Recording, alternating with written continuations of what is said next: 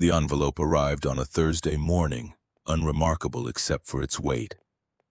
Ethan Brooks held it in both hands, feeling the heft of something that wanted to change his life. No return address, no logo, just his name typed in a font that suggested lawyers and decisions made in rooms he'd never see. Inside, a cashier's check for $750,000. Below it, a single typed line: Emma's death was tragic. Harper's future doesn't have to be. Sign the NDA. Move on. Ethan set the check on the kitchen counter and stared at it the way a man might stare at a loaded gun. The number didn't feel real. 3 years of struggling, 3 years of drowning in bills and grief in the hollow space where his wife used to be. And someone thought they could paper over all of it with 6 zeros and a signature line. He picked up the attached document, 12 pages of legal language that boiled down to one thing. Take the money, shut up about Atlas Industries, and pretend Emma died of bad luck instead of corporate negligence. The apartment was quiet. Harper had already left for school, her backpack covered in patches she'd drawn herself, stars and hearts, and one lopsided cat that made Ethan smile every time he saw it. 7 years old and already more artist than he'd ever be. Already carrying Emma's eyes and smile and that thing she used to do where she'd tilt her head when she was thinking hard about something important. Already carrying a heart that didn't work right. Ethan folded the NDA and slid it back into the envelope. He didn't sign it. He didn't tear it up either. He just set it aside and made coffee, because what else do you do when someone tries to buy your silence before breakfast? The firing had happened 5 weeks ago. Not a firing, technically. Restructuring. The kind of corporate language that meant the same thing, but sounded less like what it was. Ethan had worked at Northridge Manufacturing for 6 years. Quality control analyst, good at his job. The kind of good that meant he caught things other people missed. Safety violations, corners cut, reports that didn't match reality. He'd filed 17 incident reports in his last year. 17 times he'd flagged something that could hurt someone. 17 times he'd gone through proper channels, followed procedure, done everything by the book. Then Atlas Industries bought Northridge, and suddenly doing his job correctly made him a problem worth solving. The HR director, a woman named Linda who'd smiled too much and said his name too often, had called it a difficult decision. Budget constraints, overlapping roles, nothing personal. Ethan had cleaned out his desk in 23 minutes. Coffee mug Harper had decorated, 3 years of performance reviews that didn't matter anymore, and a photo of Emma that he'd kept next to his monitor because seeing her face made the fluorescent lights and recycled air feel less like suffocation. He'd walked out of that building with a severance package that wouldn't last through summer and the certainty that sometimes doing the right thing cost you everything. Now he made coffee in an apartment that felt too small and too empty at the same time, and tried not to think about the check sitting on his counter like a test he couldn't afford to fail. The math was brutal and simple: severance, $4,200, rent $1,450, utilities, groceries, Harper's after-school program, the car payment on a vehicle that needed new brakes, student loans from a degree that had promised more than it delivered. He'd been running the numbers for weeks, rearranging them like puzzle pieces that refused to fit, and the answer was always the same. By August, they'd be drowning.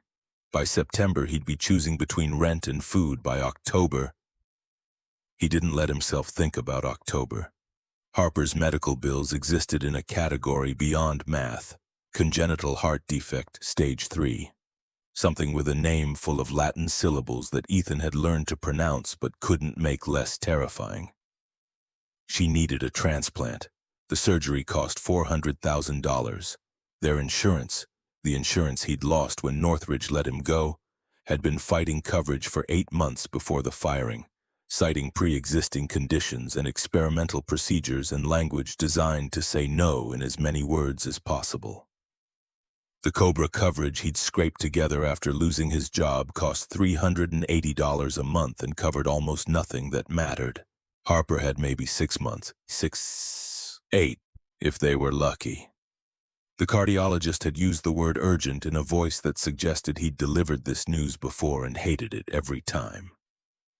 Ethan poured coffee into Emma's favorite mug, purple chipped on one side, still sitting in the cabinet 3 years after she'd stopped drinking from it, and forced himself to think about the check. $750,000. Harper's surgery covered, rent for years, breathing room, security, the ability to sleep without calculating how many hours of Uber driving it would take to keep the lights on. All he had to do was sign a piece of paper saying he'd never talk about why Emma died. The apartment door opened. Ethan turned, expecting Mrs. Campbell from next door with another casserole, but instead found himself looking at a woman he'd never seen before. Mid-30s, maybe 40. Dark hair pulled back in a way that suggested efficiency over style. She wore jeans and a sweater that cost more than his car payment, though she'd tried to dress it down. Expensive boots, a leather bag that had the kind of patina that came from quality, not age. She stood in his doorway like someone who'd been taught to take up space, and there was something in her eyes, storm clouds, Harper would have said, that made Ethan think of winter. "Mr. Brooks?" Her voice was careful. "I'm here about the room." Ethan had posted the listing 4 days ago. 1 bedroom, furnished, $700 a month, utilities included, quiet building, background check required. He'd gotten 3 responses, a graduate student who'd asked if he could pay in cash and seemed disappointed when Ethan said he needed documentation. A woman who'd shown up smelling like cigarettes and desperation. A guy named Trevor who'd spent the entire viewing talking about cryptocurrency. This woman, Claire Mitchell, according to the email she'd sent, had offered to pay a year up front and ask no questions about references. Ethan stepped aside. "Come in." She moved past him with the efficiency of someone who'd learned to assess spaces quickly. Her gaze traveled across the modest furniture, the stack of bills Ethan had forgotten to hide, Harper's drawings taped to the refrigerator, the crack in the living room ceiling that the landlord kept promising to fix. "It's not much," Ethan said, because silence felt worse. "It's fine." She turned to face him, and something in her expression softened just slightly. "I'm not looking for much." He showed her the room. Emma's office before the headaches started, before the diagnosis that came too late, before everything that mattered turned into past tense and empty spaces.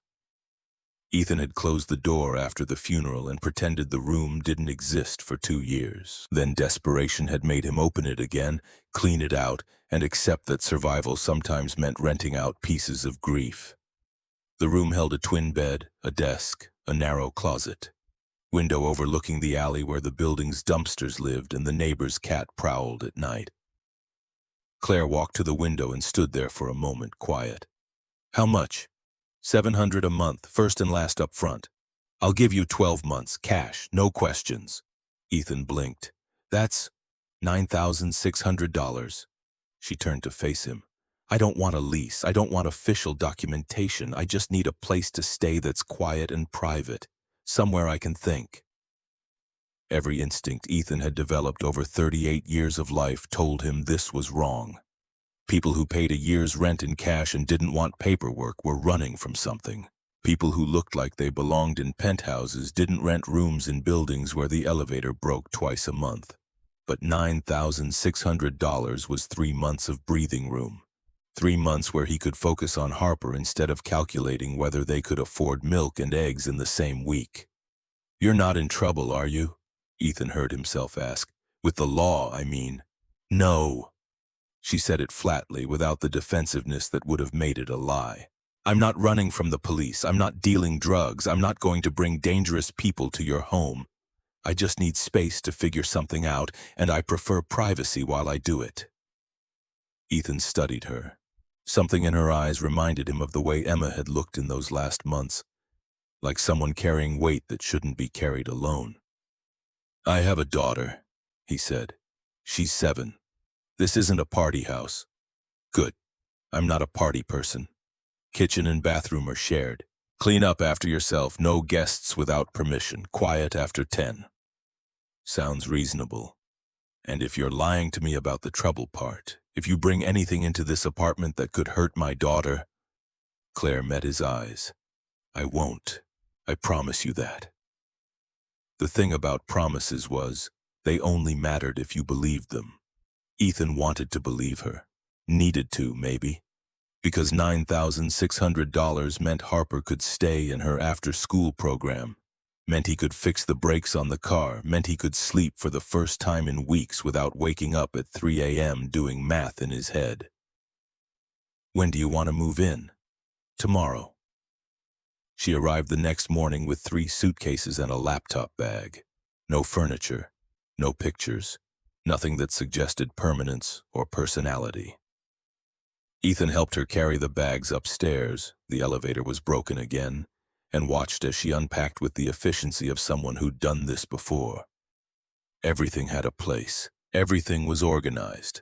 Within an hour, the room looked lived in but not revealing. Harper came home from school and found Claire sitting at the kitchen table with her laptop. She stopped in the doorway, backpack sliding off one shoulder, and stared with the frank curiosity of a child who hadn't learned to pretend disinterest. "You're the new person," Harper announced. Claire looked up from her screen. For a moment something crossed her face, surprise maybe, or the kind of uncertainty adults tried to hide from children, before settling into careful neutrality. "I'm Claire." "I'm Harper. That's a pretty name. Claire." She tested it out, rolling the syllables. "Are you going to live here forever?" "Harper," Ethan said from the kitchen where he was unpacking groceries. "That's not..." "For a while," Claire interrupted. Her voice had gone softer. "Is that okay with you?" Harper considered this with the seriousness she brought to important questions. "Do you like pancakes?" "I do." "Good. Daddy makes them on Sundays, but they're always kind of weird." Ethan glanced over to find Claire almost smiling. Almost. Like someone who'd forgotten how and was trying to remember. "Maybe I can help," Claire said. "I make pretty good pancakes." Harper decided then, in the way children do, that Claire was acceptable. She dropped her backpack by the door, Ethan would make her move it later, and pulled out a notebook covered in drawings. Flowers and stars and abstract shapes that suggested she'd been thinking about something other than math while the teacher talked. That first week passed in careful adjustment. Claire kept to herself, working on her laptop at odd hours, emerging for coffee and occasional meals. She was quiet without being cold, present without being intrusive. She cleaned up after herself. She respected boundaries. She existed in their space without demanding anything from it. Ethan found himself watching her sometimes, trying to figure out what she was running from. Because she was definitely running. People who paid cash and avoided documentation were always running from something. But she was also careful with Harper in a way that made Ethan think she understood what it meant to be around someone fragile. She didn't talk down to her. She listened when Harper explained her drawings. She asked questions like the answers actually mattered. By the second week, Harper had started drawing Claire. Ethan found the picture one evening while Harper was brushing her teeth. Pencil sketch. Surprisingly detailed for a 7-year-old. Claire sitting at the kitchen table, face in profile, eyes focused on something beyond the frame. Harper had titled it in her careful block letters. "The Lady Made of Ice." "She's sad," Harper said from the doorway, toothpaste still on her chin, it like Mama was before she got really sick. Ethan's chest tightened. "What makes you think that?" "Her eyes. They have storm clouds in them." Harper pointed at the drawing. "And she smiles, but it doesn't go all the way up. Like she's pretending." Ethan looked at his daughter, 7 years old and already seeing things adults tried to hide, and felt the familiar ache of loving someone so perceptive it scared him. "Maybe she just needs a friend," he said quietly. "Maybe." Harper took the drawing back, studied it. "I'm going to make her a better one, with colors, so she knows we like her." The third week, everything changed. Ethan had been using his laptop, a 6-year-old machine that wheezed through basic tasks, when Claire emerged from her room looking frustrated. "My laptop died," she said without preamble. "Completely bricked. I have a project due and I'm going to lose everything if I can't access my files." "Did you try?" "I tried everything. It's dead." She paused. "Could I use yours? I know it's an imposition, but I'm desperate." Ethan hesitated. The laptop contained the only thing that still mattered to him beyond Harper: his investigation into Atlas Industries. 3 months of late-night research, downloaded articles, financial reports, anything he could find about the company that had bought Northridge. Not for any particular reason, just anger, mostly. The need to understand who had casually destroyed his livelihood and why. But Claire was a tenant who'd paid a year up front and asked for almost nothing in return. "Yeah, sure. Just don't delete anything, okay? Thank you." She took the computer to the kitchen table. Ethan went to start dinner. He was halfway through chopping an onion when he heard her voice, sharp with something that might have been surprise or fear. "Mr. Brooks?" He turned. Claire was staring at the laptop screen, her face drained of color. "Why do you have files about Atlas Industries on your computer?" The question landed like a stone in still water. Ethan set down the knife, suddenly aware of his heartbeat. "I used to work for them, for a company they acquired. I was researching." He stopped. "Why?" Claire's hands were shaking, actually shaking, fingers trembling against the keyboard. She looked at him with something in her eyes that might have been recognition or horror or both. "What did they do to you?" "They fired me. After I reported safety violations, after I—" Ethan moved closer, trying to read her expression.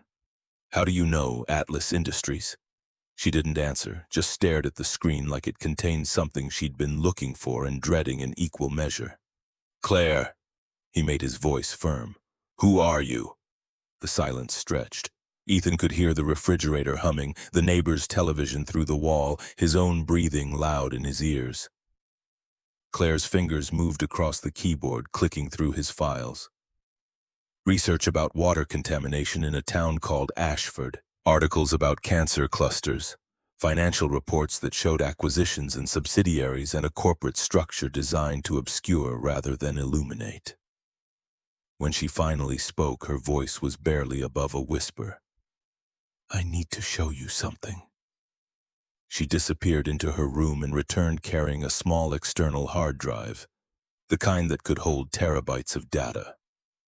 She plugged it into his laptop with hands that still trembled and pulled up a folder structure that made Ethan's chest tighten. Internal memos, emails, financial spreadsheets, documents that shouldn't exist outside a corporate server, stamped with classifications like confidential and attorney-client privileged. "Where did you get these?" "My father." She clicked through folders, her face illuminated by the screen's glow. "Richard Sterling. He's the CEO of Atlas Industries." The world tilted. Ethan grabbed the back of a chair to steady himself. "You're his daughter?" "Yes." Claire pulled up an email chain, dates going back 5 years. "He keeps backups of everything on a private server at the house. I've had administrative access since I was 16. He wanted me to learn the business, understand how empires are built." She scrolled through the emails, names Ethan didn't recognize, discussing things that made his stomach turn.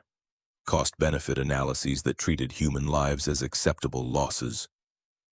Plans to contaminate municipal water supplies in 7 cities because buying devalued property was cheaper than proper waste disposal. "Ashford was the first," Claire said quietly. 2019. 3 people died. 47 got sick.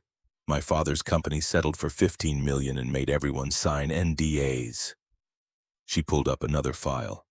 "Then they did it again and again, 7 cities total. Different subsidiaries, same strategy." Ethan couldn't breathe, couldn't think, could only stare at the screen and the evidence of systematic murder dressed up as business strategy. "Your wife," Claire said, and her voice cracked. "When did she get sick?" November 2021. The words came out automatically. Brain cancer, stage 4 by the time they caught it. Claire pulled up a timeline. Atlas acquisition of the local water treatment plant, March 2020. 18 months before Emma's diagnosis. 18 months of drinking water that someone had decided was acceptable to poison. I don't have names, Claire whispered. I don't have a list of victims, but the timeline matches. The chemical signature matches. If your wife got sick 18 months after Atlas took over the water plant. Ethan's hand shot out and slammed the laptop closed. The sound echoed in the small kitchen like a gunshot. Harper's voice came from her bedroom doorway. Daddy? Are you okay? He turned to find his daughter standing there in her pajamas, clutching her stuffed rabbit, eyes wide with the fear children get when they see adults come apart. Ethan forced his face into something that might pass for calm. Yeah, baby, just surprised by something. Go brush your teeth, okay? Are you mad at Ms. Claire? No, not mad. Just talking about grown-up things. It's fine. Harper didn't look convinced, but she retreated to the bathroom. Ethan listened to the water running, the sound of her humming while she brushed, the ordinary sounds of a child who didn't know yet that the world was full of people who'd kill her mother for a profit margin. He looked at Claire. She was crying, silent tears tracking down her face while she stared at the closed laptop. How long have you known? His voice was flat, dead. 6 months. I found the files by accident. I was looking for something else and She wiped her eyes roughly. I spent 6 months trying to verify it, hoping I was wrong, hoping my father wasn't. Her voice broke. I wasn't wrong. And you came here because I traced the Ashford investigation and found names of people who'd worked for Atlas subsidiaries. People who might have questions. Your name came up in an employee database. When I saw you had a room to rent, she looked at him with red-rimmed eyes. I thought maybe I could learn something. See if you knew anything. I didn't expect. You didn't expect what? To like you. She said it simply, like a confession. I didn't expect Harper to be so sweet. I didn't expect this to feel like a home. Ethan wanted to rage, wanted to put his fist through the wall. Wanted to scream until his throat bled and the world made sense again. But Harper was 20 feet away, brushing her teeth, and he'd learned 3 years ago that grief had to be quiet when there was a child in the house. He sat down hard in the chair across from Claire. Emma didn't just die, he said, hearing his voice come out strange and distant. Someone killed her. Someone looked at a spreadsheet and decided her life was worth less than the cost of proper waste disposal. Yes. 43 people, you said 43.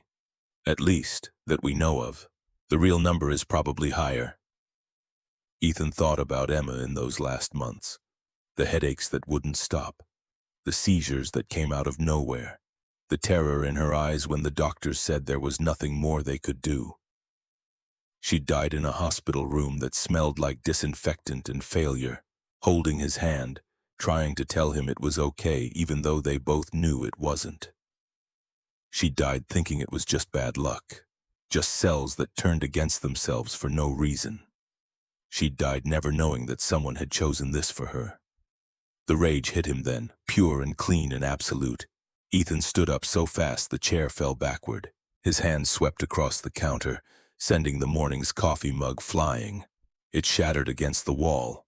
Not Emma's purple one, thank God, just one of the cheap ones from the grocery store. And Harper's voice called out from the bathroom. Daddy? It's okay, baby. He forced the words out through a throat that wanted to scream. Just clumsy, everything's fine. He pressed his palms against the counter and tried to breathe. In for 4, hold for 4, out for 4. The technique his grief counselor had taught him back when he thought counseling might help with the kind of pain that had no bottom. Claire hadn't moved.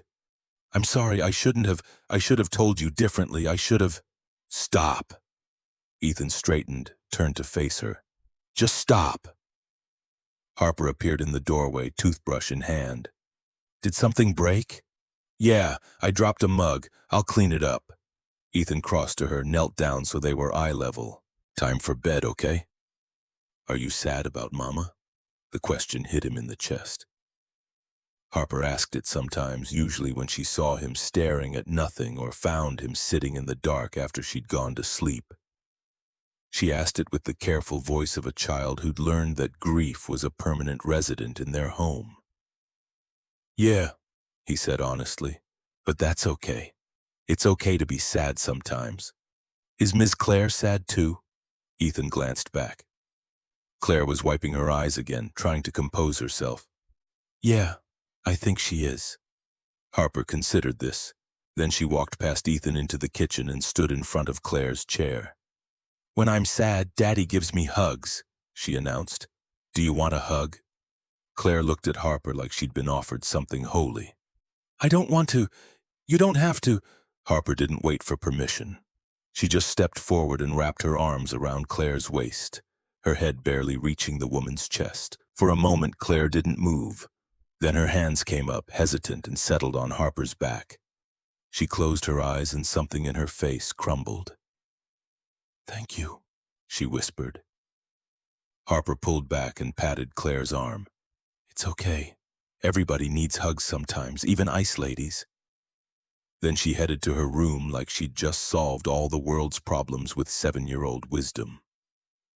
Ethan and Claire sat in silence after Harper's door closed, the broken mug still scattered across the floor, the laptop sitting between them like evidence of something neither wanted to fully acknowledge. Finally, Claire spoke. What are you going to do? I don't know. Ethan looked at his hands. What are you going to do? I came here to find allies, to figure out how to use what I have without getting myself killed or disappeared into some psychiatric facility where concerned fathers send daughters who know too much. She met his eyes. I think I found more than that. You found a widower with a sick kid and a grudge.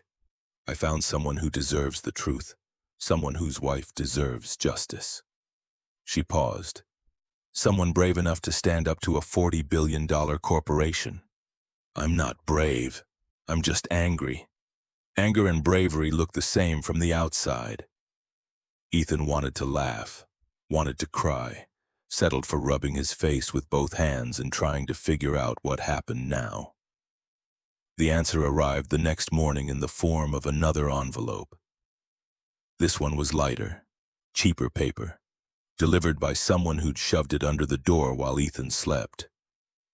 He found it when he woke up at 6, padding to the kitchen in his pajamas, still half in a dream where Emma was alive and none of this had happened. Inside was a phone, new, expensive, already powered on, and a note in the same typed font as the first letter. For when you're ready to talk, we can help each other. The phone buzzed. A text message appeared on the screen. Check your bank account. Ethan's hands went cold.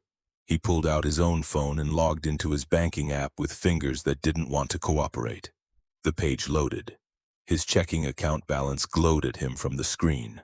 Yesterday, $847. Today, $50,847. Another text arrived.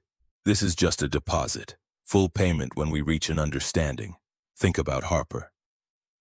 Ethan stared at the numbers until they stopped looking like numbers and started looking like threats dressed up as generosity. Someone had put $50,000 in his account. Someone who knew his banking information. Someone who knew about Harper. Someone who was telling him exactly how easily they could make problems disappear. He was still standing there, frozen, when Claire emerged from her room. She took one look at his face and the phone in his hand. What happened? He showed her. The texts, the bank account, the new phone sitting on the counter like a snake coiled and ready to strike. Claire's jaw tightened. They're paying you off. $50,000. Ethan heard his voice come out flat. With more promised if I sign their NDA and walk away. Are you going to? It was the question that mattered. The only question, really. $50,000 would keep them afloat for 6 months. Maybe longer if he was careful. It was breathing room, security, The ability to focus on Harper instead of drowning in bills. All he had to do was pretend Emma died of bad luck and keep his mouth shut about the people who'd killed her. Ethan looked at the phone, at the numbers in his bank account, at Claire standing in his kitchen with evidence of systematic murder on a hard drive and the weight of knowing in her eyes. He thought about Harper asking if he was sad about Mama, about the drawing she'd made titled The Lady Maid of Ice, about the way she'd hugged Claire last night and said everybody needs hugs sometimes. He thought about what he wanted to teach his daughter, what kind of man she needed him to be. The answer came easier than it should have. Ethan picked up the new phone, walked to the kitchen sink and dropped it in. Then he turned on the water and watched it die. "Mr. Brooks." "Ethan." He turned to face Claire.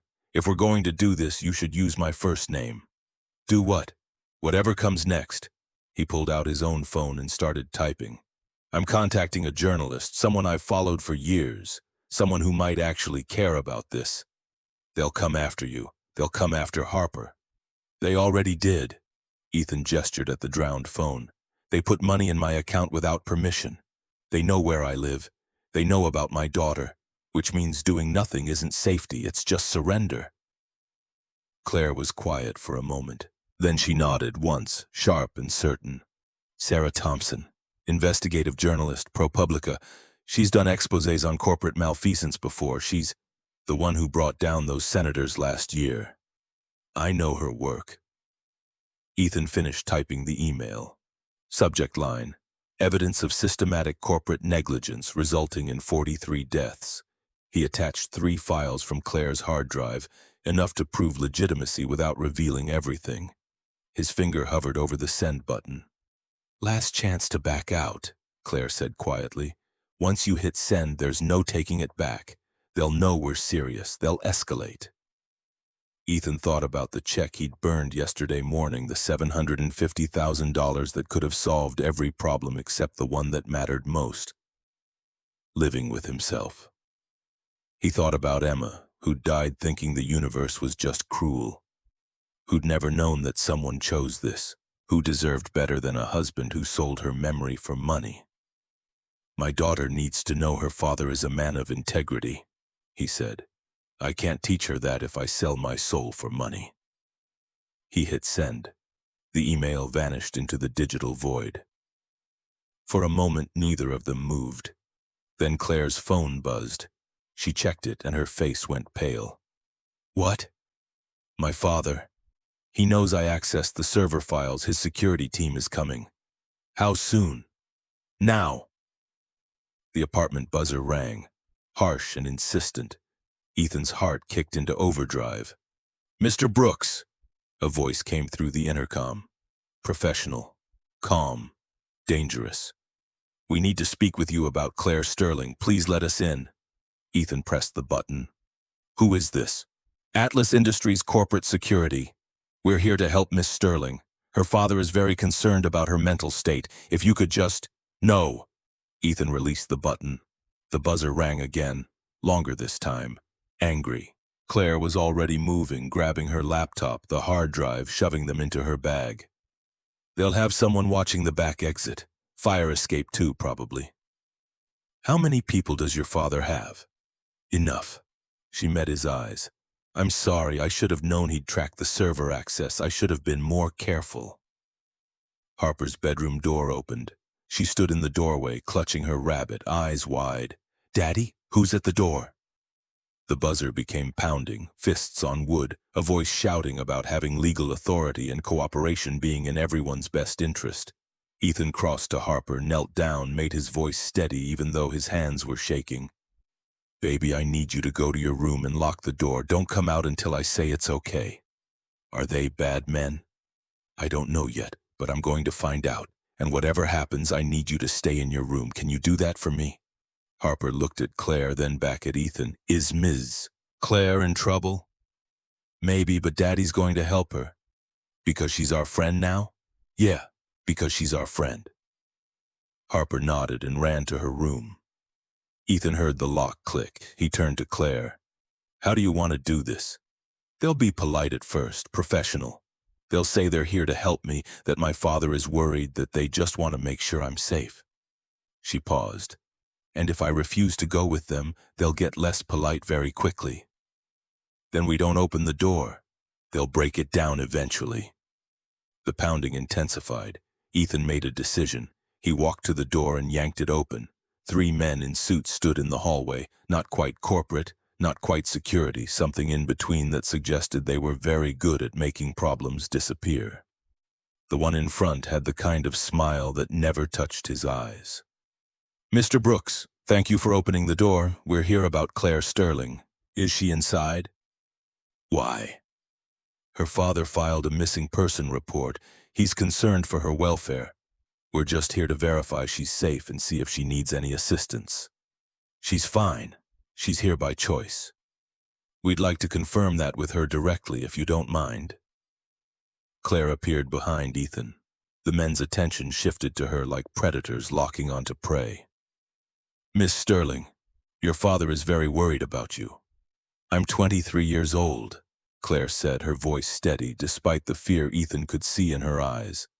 "I'm here by choice. You can tell my father I'm fine and I'll contact him when I'm ready." The smile on the lead agent's face didn't waver. "Your father has expressed concern about your mental state. He believes you may be in crisis and need professional help." "I'm not in crisis. I'm clear-headed, rational, and making my own decisions."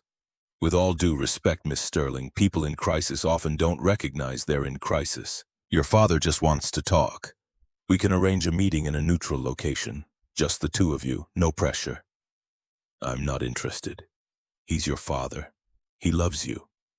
"He's a murderer," Claire said quietly, "and I have proof."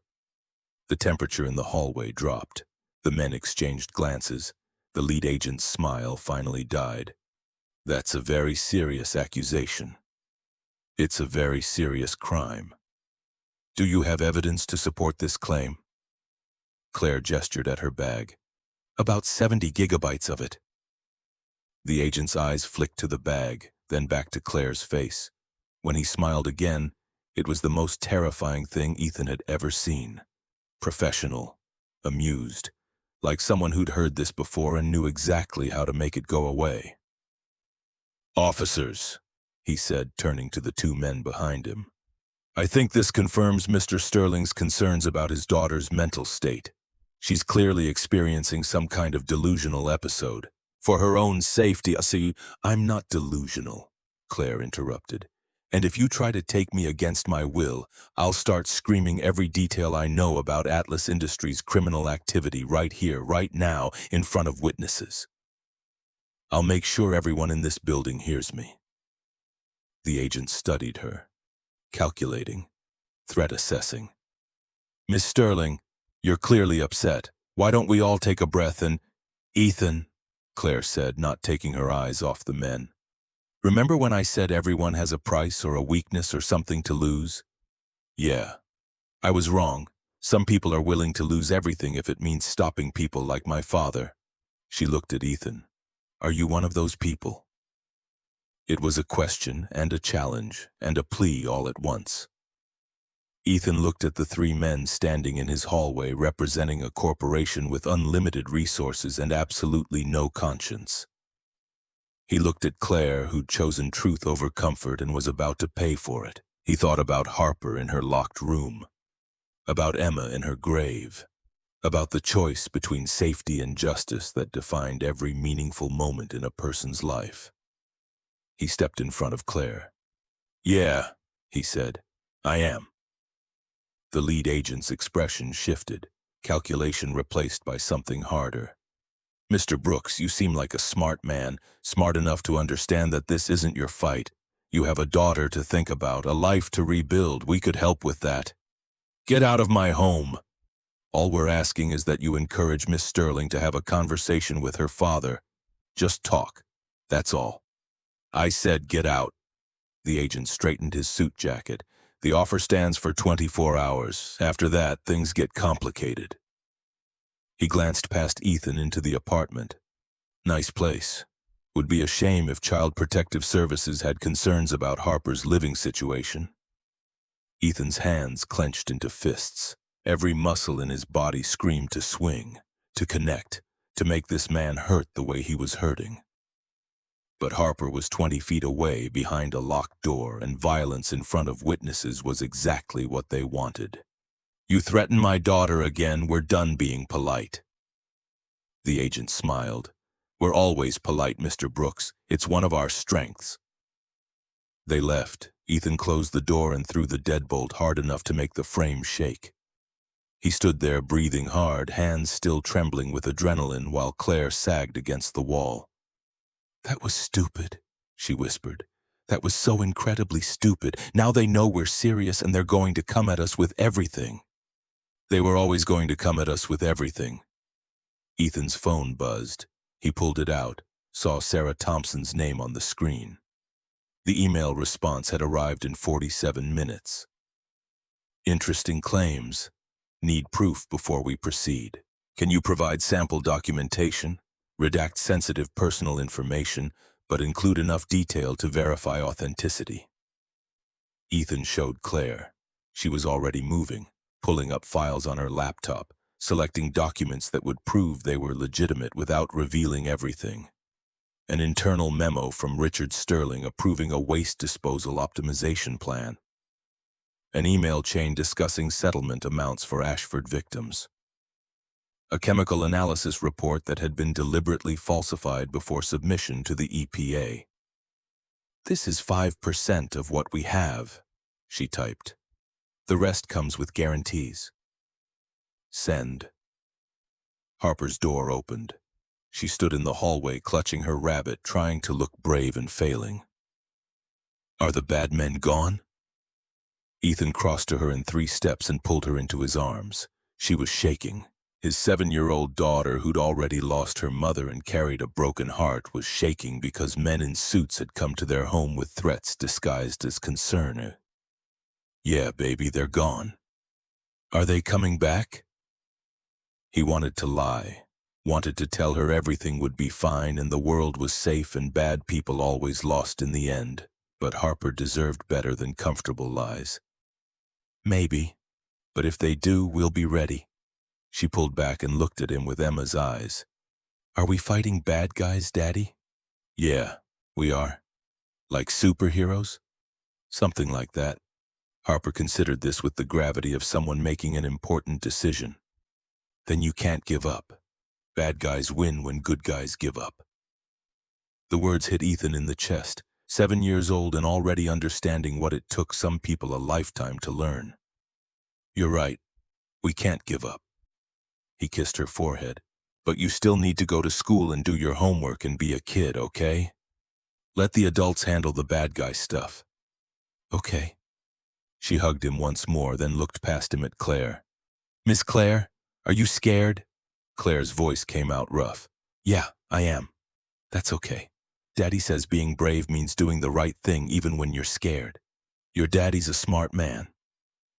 Harper smiled, gap-toothed and bright despite everything, and went back to her room to get ready for school. Ethan made breakfast while Claire monitored her email. Eggs and toast because anything more complicated felt impossible. His hands were still shaking. The adrenaline crash was coming. He could feel it building behind his sternum. But he had to get Harper to school and figure out what happened next before he could afford to fall apart. Sarah Thompson responded while Harper was eating. 3 words. "Meet me. Today." They arranged it for 2 p.m. at the main library downtown. Public location, security cameras, multiple exits. Somewhere Atlas couldn't make them disappear without drawing attention. Ethan walked Harper to the bus stop. Mrs. Campbell was already there with her grandson, a chatty 5-year-old named Ryan, who immediately started telling Harper about the frog he'd found in his backyard. The normalcy of it, children talking about frogs while waiting for the school bus on a Thursday morning, felt surreal. "Everything okay, Ethan?" Mrs. Campbell kept her voice low. "I heard shouting in the hallway this morning. Just some people looking for Claire. Nothing to worry about." She gave him a look that suggested she knew exactly how much nothing it was. "You need anything, you let me know. Ryan's cousin is a lawyer. Good one, too. Thanks. I'll keep that in mind. The bus arrived. Harper hugged him extra tight before climbing aboard. Love you, Daddy. Love you more, baby girl. He watched the bus pull away and felt the weight of what he was risking settle on his shoulders like concrete. If this went wrong, if Atlas decided Harper was leverage worth using, if the system failed the way systems always failed people without money or power. His phone buzzed. Unknown number. He almost didn't answer, but something made him pick up. Mr. Brooks, a woman's voice, professional and careful. My name is Agent Rachel Hayes with the FBI. I'm calling regarding the Atlas Industries investigation. Ethan's heart rate spiked. What investigation? We've been monitoring Atlas for 18 months. Financial irregularities, environmental violations, potential RICO charges. We'd like to interview you and Miss Sterling regarding your knowledge of the company's activities. How do I know this is real? How do I know you're actually FBI and not someone Atlas hired? There was a pause. When Hayes spoke again, there was something that might have been approval in her voice. Smart question. Call the FBI field office main number. It's public record. Ask for Agent Rachel Hayes in white-collar crime. They'll transfer you to me and you'll know the call is legitimate. What do you want from us? Information, evidence, testimony, and in exchange we can offer protection, witness security if needed. She paused. This is voluntary at this point, but we strongly encourage your cooperation. What you know could be the difference between a case that stalls and one that puts dangerous people in prison. Ethan thought about the hard drive full of evidence, about Claire's access to Richard Sterling's private server, about 43 people who died because a corporation decided their lives were worth less than proper waste disposal. I need to talk to someone first. Can I call you back? You have my number now. Don't wait too long, Mr. Brooks. People who threaten Atlas Industries have a way of becoming unavailable. She hung up. Ethan stood on the sidewalk trying to process what had just happened. The FBI was investigating Atlas. They wanted to talk. They could offer protection, or it was a trap, another way for Atlas to figure out what they knew and how to neutralize it. He went back to the apartment. Claire was pacing the living room, laptop open, phone in hand, looking like someone on the edge of breaking. FBI just called. Agent named Rachel Hayes. Says they've been investigating Atlas for 18 months. Claire stopped pacing. Did you verify? Not yet. She gave me instructions on how to confirm she's legitimate. Ethan pulled up the FBI field office number on his phone. Question is whether we trust them. We don't have a lot of options. Your journalist meeting is in 4 hours. My father knows I accessed the server files. They're going to escalate. Then we verify and we decide. Ethan dialed the main number, asked for Agent Hayes, got transferred. The same voice answered. This is Hayes. It's Ethan Brooks. I'm verifying you're actually FBI. Smart. When can we meet? We already have a meeting scheduled with a journalist this afternoon. After that, maybe. Hayes was quiet for a moment. Sarah Thompson. ProPublica. Good choice. She's thorough. But she can't offer you protection, Mr. Brooks. She can tell your story. We can keep you alive while she does it. The bluntness of it hit hard. How much do you know about what Atlas did? Enough to want them in prison, not enough to guarantee it happens. Her voice softened slightly. Look, I can't force you to cooperate, but I've been working financial crimes for 12 years. I've seen corporations bury people who threatened them, sometimes literally. If you're going up against Richard Sterling with nothing but evidence and righteous anger, you're going to lose. And if we cooperate with you, then you have the full weight of the federal government behind you, which doesn't guarantee victory, but it improves your odds considerably. Ethan looked at Claire. She nodded once. We'll meet you, after the journalist, tomorrow morning maybe. I'll make the arrangements. And Mr. Brooks, watch your back. Atlas Security is very good at what they do. The line went dead. Ethan and Claire spent the next 3 hours preparing, going through files, selecting evidence, building a narrative that would make sense to someone who didn't already know the story. They worked in tense silence. both aware that they were building a case that could either save lives or get them killed. At 1:30, they took the bus downtown. Ethan insisted on public transportation. His car would have been too easy to follow, too easy to trap. The bus was crowded with the usual mix of students and shift workers and people just trying to get from one place to another without thinking about corporate murder. The main library was a granite fortress that looked like it had been built to withstand sieges. Wide steps, columns, architectural gravitas that suggested knowledge was worth protecting. Ethan had brought Harper here dozens of times for story hour and the free Wi-Fi. It had always felt like sanctuary. Today it felt like a battlefield. They arrived 20 minutes early and scoped out the second-floor reading room. Long tables, comfortable chairs, walls lined with reference books.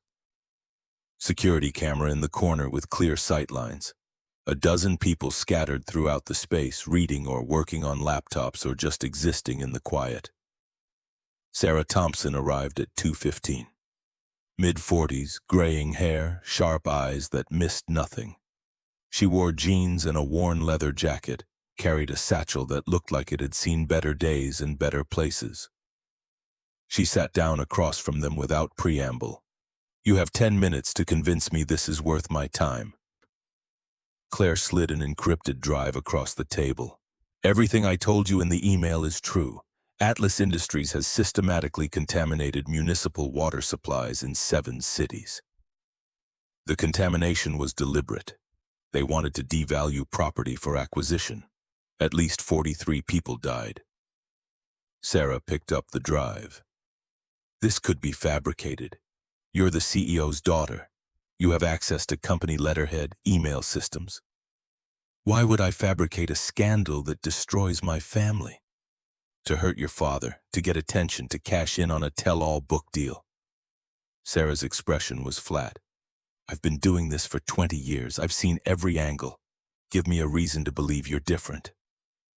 Claire leaned forward.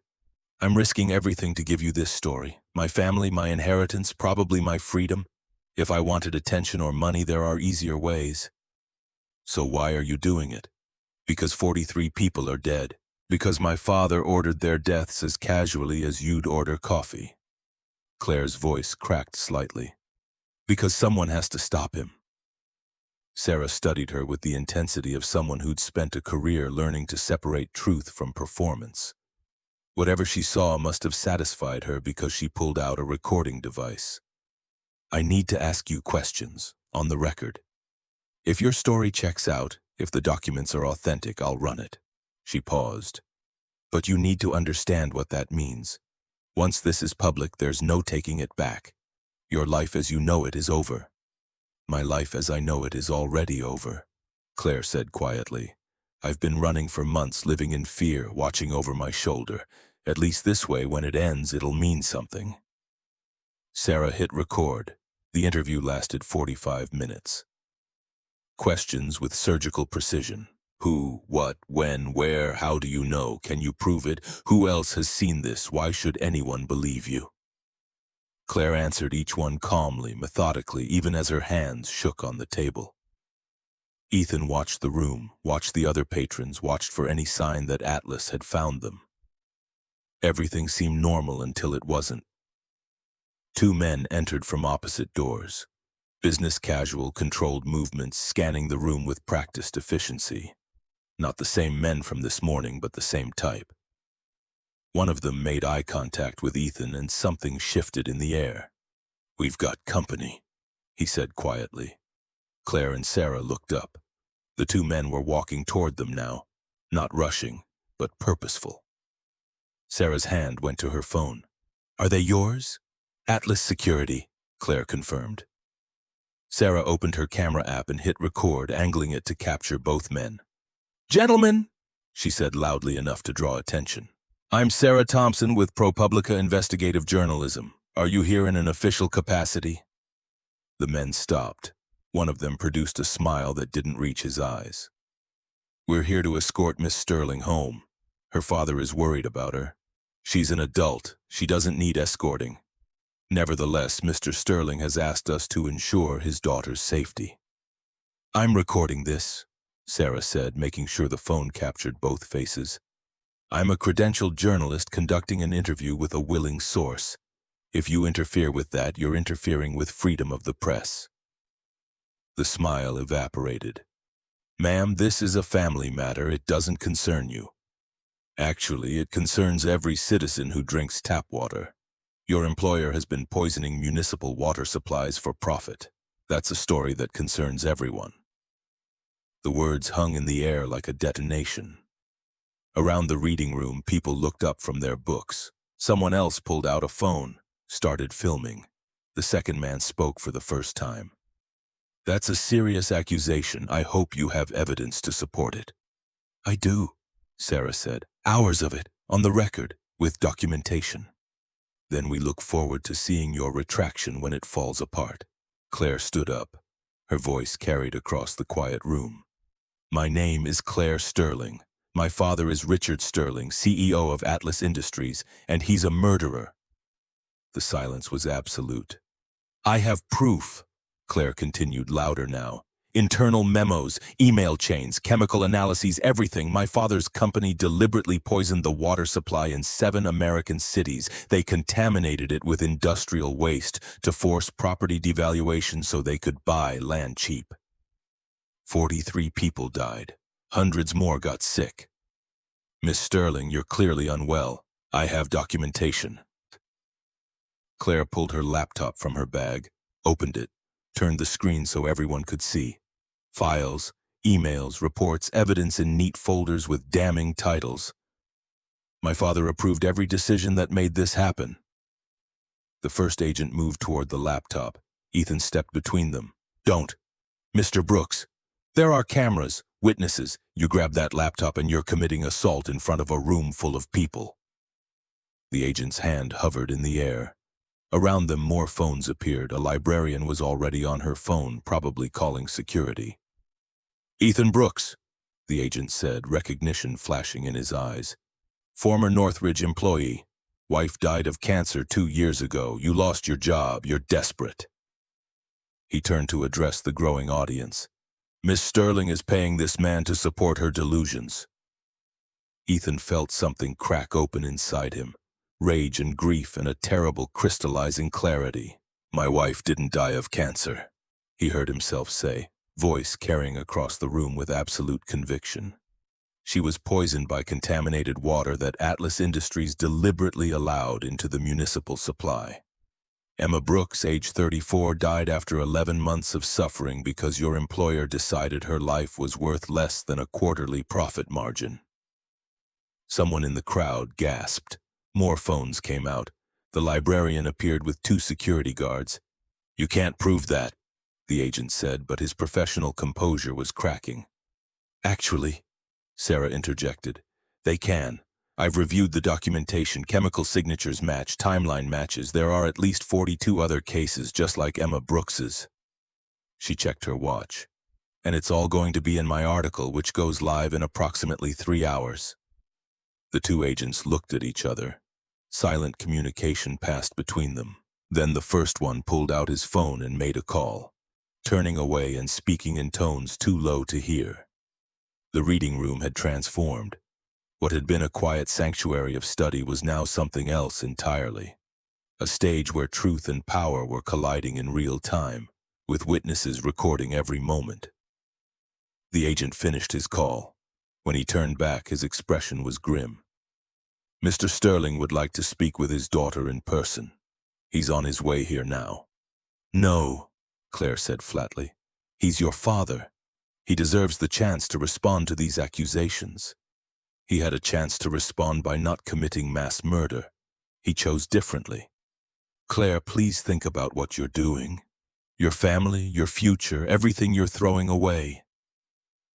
I'm thinking about the 43 people who don't have a future because of my family.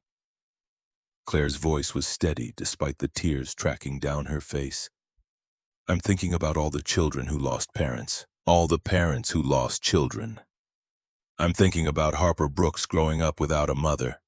That's what I'm thinking about. The man opened his mouth to respond, but the librarian had arrived with security guards and a very stern expression. "Gentlemen, unless you're here to use library resources, I'm going to have to ask you to leave. You're disturbing our patrons.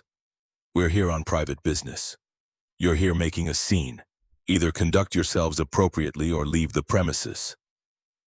One of the security guards, a woman in her 50s who looked like she'd dealt with far worse than corporate thugs, put her hand on her radio.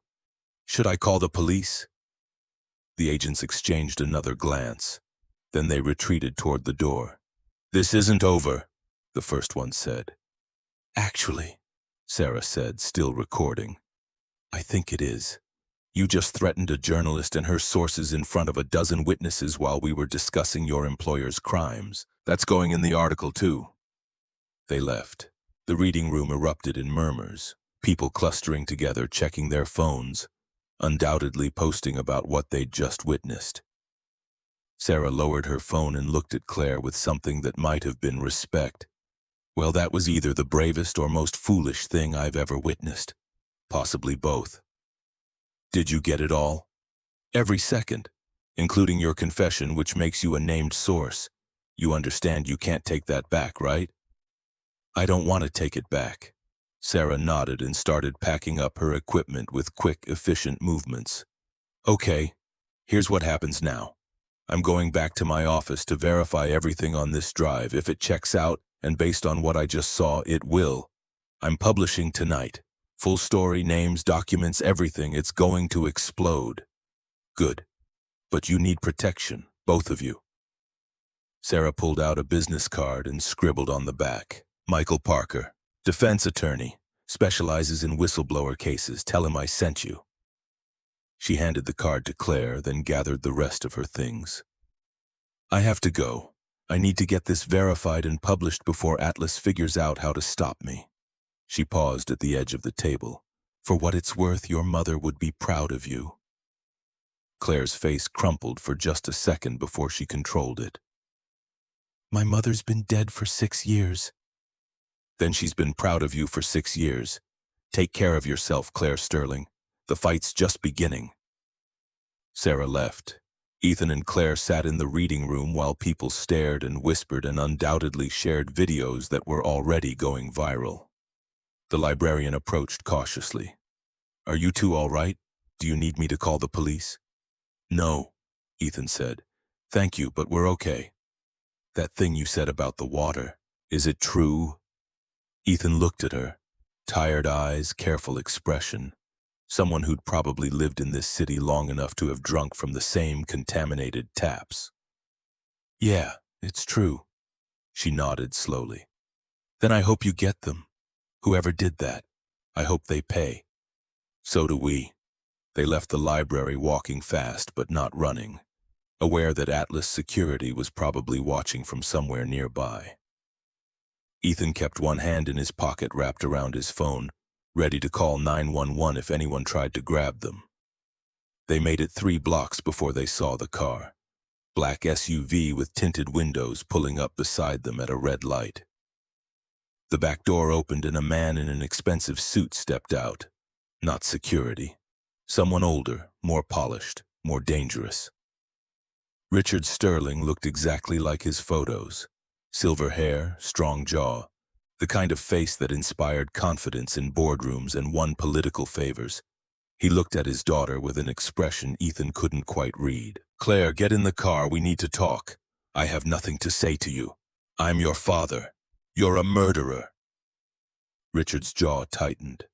"You've made some very serious accusations in a very public forum. Accusations that aren't true. Now get in the car before you embarrass yourself further." "They are true and you know it." Claire pulled her phone from her pocket. "I have the files, the memos with your signature, the emails you sent, the reports you falsified, everything. Files can be faked, emails can be spoofed. You're a troubled young woman who's had a difficult few years. Sarah Thompson doesn't think so.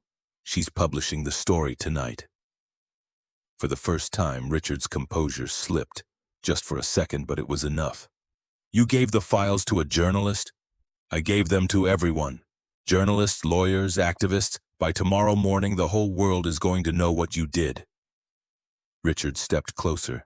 Ethan moved between them instinctively. Richard looked at him like he was something unpleasant that had appeared on his shoe. "Mr. Brooks, you're making a mistake. My daughter is using you. When this all falls apart, when she recants and admits she fabricated everything, you'll be left holding the bag." "Don't," Ethan said quietly. "Don't say another word about my daughter. I'm simply pointing out that you have responsibilities. A child who depends on you, and you're throwing it all away to support my daughter's fantasies. They're not fantasies. You killed my wife." Richard smiled, and it was the coldest thing Ethan had ever seen. "Soon, killed your wife? With what? A spreadsheet?" He stepped closer, voice dropping. "You can't prove causation between water quality and cancer, Mr. Brooks. You can't prove intent. You can't prove anything except that your wife got sick and died, which happens to thousands of people every year for reasons that have nothing to do with my company. The chemical signatures match. Correlation isn't causation. The timeline matches. Coincidence. 43 people in 7 cities. Will all be explained away by my lawyers as tragic but unrelated incidents." Richard's voice was smooth, practiced. "I have attorneys who will tie this up in court for decades. I have PR firms that will make your wife look like she had pre-existing conditions and poor lifestyle choices. I have politicians who owe me favors and judges who appreciate campaign contributions." He leaned in close enough that Ethan could smell expensive cologne. "By the time I'm done, you'll be the villain and I'll be the victim of a troubled daughter's fantasies. Your wife will be a footnote in a case that never sees trial. And you'll spend the rest of your life wondering if fighting was worth losing everything." Ethan's hands clenched into fists. Every muscle screamed to swing, to connect, to make this man hurt. But Harper's voice echoed in his head. "Bad guys win when good guys give up." "Maybe," Ethan forced out through a throat tight with rage. "Or maybe you're underestimating how angry people get when they find out they've been poisoned for profit." Richard stepped back toward the SUV. "Last chance, Claire. Get in the car, come home. We'll fix this together. I'll get you help. We'll make this right. The only thing that makes this right is you in prison." "Then you've made your choice." Richard got into the vehicle, paused before closing the door. "I hope you're ready for the consequences." The SUV pulled away, leaving them standing on a downtown sidewalk while the world continued its oblivious rotation. Claire was shaking so hard she could barely stand. Ethan put his arm around her shoulders and guided her to a nearby bench. "That was him," she whispered.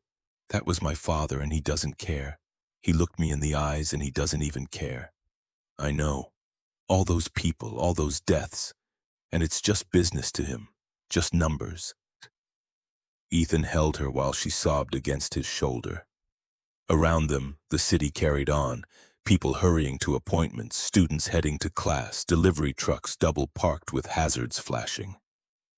Normal life continuing while they sat on a bench processing the fact that evil could wear a nice suit and speak in calm tones. His phone buzzed. Unknown number again. He answered warily. "Mr. Brooks, this is Agent Hayes. I just got word that Richard Sterling confronted you and Miss Sterling in public. Are you safe?" "For now. We need to move up our meeting.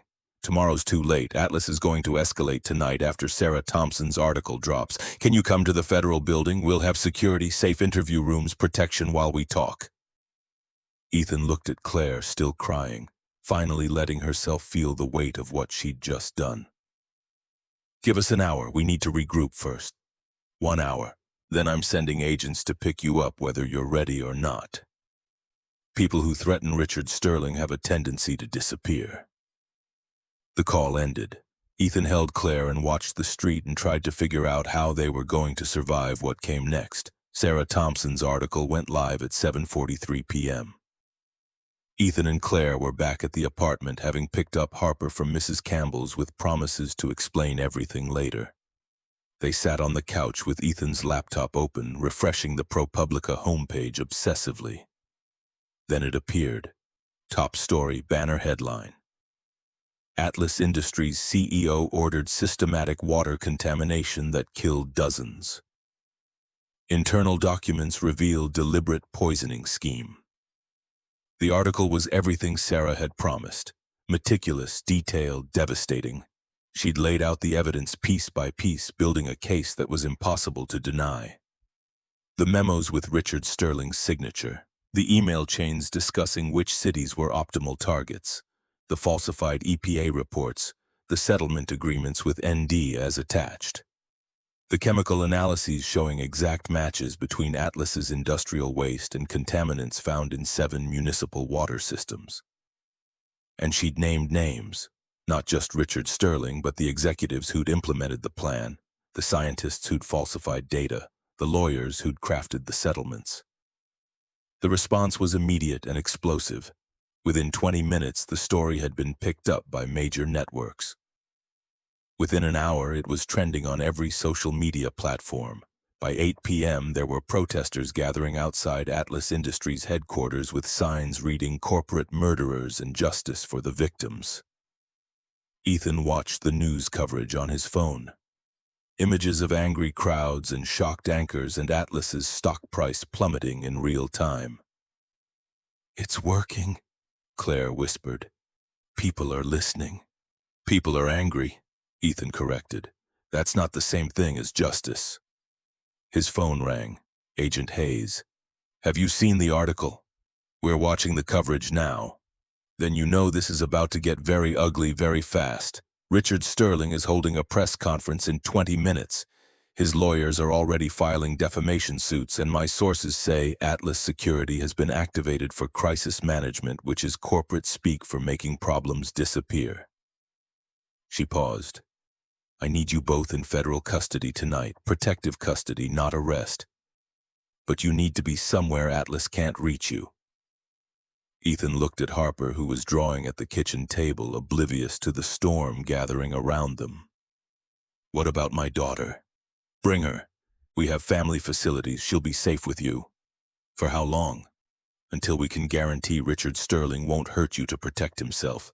Which means until he's arrested, arraigned, and locked up where he can't give orders." Hayes's voice hardened. "I've been working this case for 18 months, Mr. Brooks. I want him in prison almost as much as you do, but I need you alive to testify." Harper looked up from her drawing.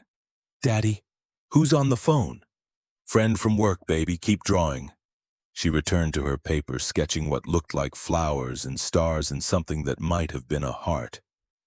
"Okay," Ethan told Hayes. "We'll come in. But I need guarantees, written guarantees that Harper stays with me, that she's protected, that—" "You'll have them. I'm sending a car. 15 minutes. Pack what you need for a few days." The call ended. Ethan looked at Claire. "We're going into protective custody." She nodded, already moving. "I'll pack." Ethan went to Harper, knelt down beside her chair so they were eye level. "Hey, baby, we're going to take a little trip. Stay somewhere safe for a few days." Harper's eyes went wide. "Because of the bad guys?"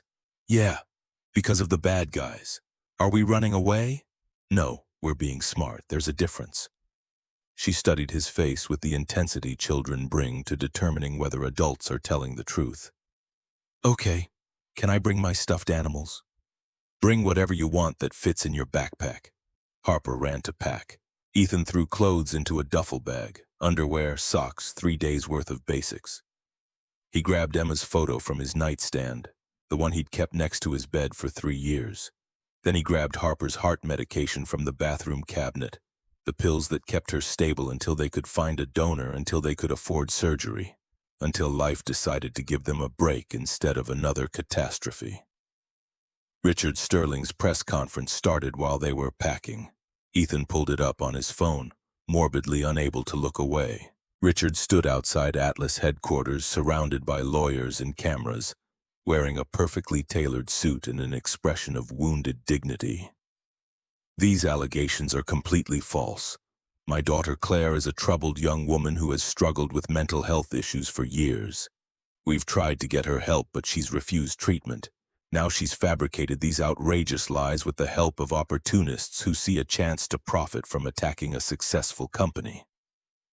He paused, letting the words sink in. The cameras loved him. He had the kind of face that inspired trust. "We will vigorously defend ourselves against these baseless accusations. We will pursue legal action against everyone involved in this malicious campaign. And we will prove in court if necessary that Atlas Industries has always operated with the highest standards of environmental responsibility and corporate ethics." Ethan's phone almost cracked in his grip. Claire appeared in the doorway, watching over his shoulder. "He's scared," she said quietly. "He's performing." "No. Look at his eyes. Behind the words, he's terrified." Ethan looked closer, saw the muscle working in Richard's jaw, the way his hands gripped the podium a fraction too tight, the flash of something that might have been rage beneath the professional concern. "Good," Ethan said. "He should be." A knock at the door. 3 sharp raps. Ethan checked the peephole and saw 2 federal agents in dark suits, badges visible. "Mr. Brooks, Agent Hayes sent us." He opened the door. The agents were young, competent-looking, with the kind of alertness that suggested they took their job seriously. "We need to move quickly. Atlas has eyes everywhere, and they know where you live." Harper appeared with her backpack, stuffed rabbit tucked under one arm. She looked at the agents with wide eyes. "Are you the good guys?" The female agent smiled. "Yes, sweetheart. We're the good guys." "Okay, but if you're lying, my daddy will know. He's really good at knowing when people lie." They took the service elevator to the basement garage where an unmarked sedan waited. The agents drove with practiced efficiency, taking turns that suggested they were checking for tails. Harper sat between Ethan and Claire in the back seat, clutching her rabbit and asking periodic questions about where they were going and whether there would be TV. The federal building was downtown, concrete and glass and the architectural personality of a filing cabinet. They entered through an underground garage, took a freight elevator to the 3rd floor, and were ushered into a conference room that looked designed to be as neutral and unthreatening as possible. Agent Rachel Hayes was waiting. Mid-40s, sharp eyes, the kind of presence that suggested she'd earned her position through competence rather than politics. "Mr. Brooks, Miss Sterling." She shook their hands, then looked down at Harper. "And you must be Harper." "That's me."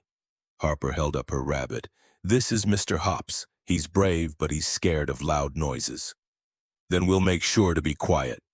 Hayes gestured to the table. "Please sit. We have a lot to discuss."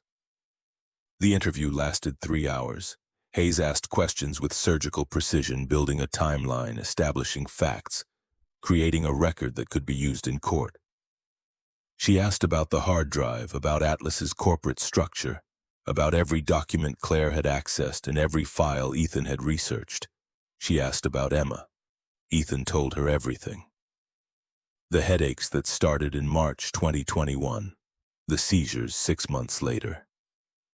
The diagnosis that came too late because Emma had been insured through his job, and the insurance company fought every test and every scan and every treatment until there was nothing left to fight for. "I watched her die for 11 months, Ethan heard himself say. Watched her get smaller and frailer and more terrified every day. She tried to be brave for Harper, tried to pretend it was going to be okay even when we both knew it wasn't." His voice broke. Claire's hand found his under the table. "She died thinking it was just bad luck, just cells turning against themselves. She never knew someone had chosen this for her." Hayes was quiet for a moment. When she spoke, her voice had lost some of its professional distance. "I'm sorry. For what it's worth, what you're doing, what you've both done, it matters. It might not bring your wife back, but it could save the next person who would have died if Richard Sterling kept operating. When can you arrest him?" "We're presenting to a grand jury tomorrow morning. Federal prosecutor is asking for indictments on 43 counts of negligent homicide, conspiracy, RICO violations, obstruction of justice." She pulled out a file. "But we need your testimony, both of you, on the record, Official statements that can be used in court. What about Harper? She stays with you. We have family quarters, safe, comfortable, guards outside. You'll be here until Richard Sterling is in custody, and we can guarantee he won't retaliate. How long? Best case, 3 days. Worst case, 2 weeks. Ethan looked at Harper, who had fallen asleep in her chair with her head on the table, rabbit clutched to her chest. 7 years old and already living through things no child should experience. Okay, we'll do it. Whatever you need. Good. Hayes stood. I'll have someone show you to your quarters. Get some rest. Tomorrow morning we start building the case that puts Richard Sterling in prison for the rest of his life. The family quarters were surprisingly decent. 2 bedrooms connected by a shared living area, bathroom with actual shower pressure, small kitchen stocked with basic groceries. Ethan carried Harper to one of the beds without waking her, pulled off her shoes, covered her with a blanket. He stood in the doorway watching her sleep and felt the weight of everything they'd set in motion pressing down on his shoulders. Claire appeared beside him. She's beautiful. She has your eyes. She has her mother's heart, literally and figuratively. Ethan touched the doorframe. What if this goes wrong? What if Richard walks and we've just painted a target on Harper's back for nothing? Then we run, we disappear, we start over somewhere he can't find us. You say that like it's simple. It's not simple, but it's possible. Claire looked at Harper sleeping. She's lucky to have you, a father who'd risk everything to do the right thing. I don't feel lucky. I feel terrified. Brave people usually do. They stood there in silence, watching a 7-year-old sleep while somewhere in the city, Richard Sterling was probably strategizing with lawyers about how to destroy them. Somewhere, protesters were marching. Somewhere, Sarah Thompson was probably already working on follow-up stories. Somewhere, the machinery of justice was grinding slowly forward. Ethan's phone buzzed. Text from Mrs. Campbell. Saw the news. Proud of you. Stay safe. Then another text. Unknown number. Just 3 words. She's very brave. The number resolved itself in Ethan's mind. Richard Sterling. Somehow he'd gotten Ethan's personal cell. Somehow he was reaching through protective custody to remind them that walls and guards and federal agents couldn't protect them from a man with unlimited resources and absolute conviction that he was untouchable. Ethan showed Claire. She went pale. He's telling us he can reach Harper anytime he wants. Or he's bluffing, trying to scare us into backing down. It's working. Ethan deleted the text, blocked the number. It wouldn't matter. Richard Sterling had more numbers, more ways to reach them, more tools in an arsenal built over 30 years of wielding power without conscience. But he also had something Richard didn't. Witnesses, evidence, a journalist who believed them, an FBI agent who wanted justice, and a 7-year-old daughter who'd told him bad guys win when good guys give up. Ethan closed Harper's door quietly and turned to Claire. Tomorrow we give them everything. Every file, every document, every piece of evidence you have. We bury Richard Sterling so deep in proof that his lawyers can't dig him out. And if it's not enough, then we make it enough. Ethan pulled out his phone. Agent Hayes said she needed testimony. Let's give her testimony she can't ignore. They spent the next 4 hours preparing, writing out timelines, organizing evidence, building a narrative that would make sense to a grand jury. They worked until exhaustion made the words blur, until Ethan's eyes burned and Claire was swaying in her chair. At 2 a.m., Ethan finally convinced her to sleep. She disappeared into the second bedroom. Ethan stood alone in the quiet apartment, listening to Harper's soft breathing from behind her door, and allowed himself to think about what came next.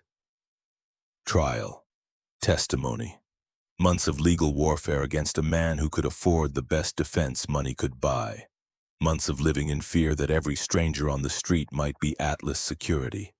Months of watching Harper grow up in protective custody because her father had chosen justice over safety.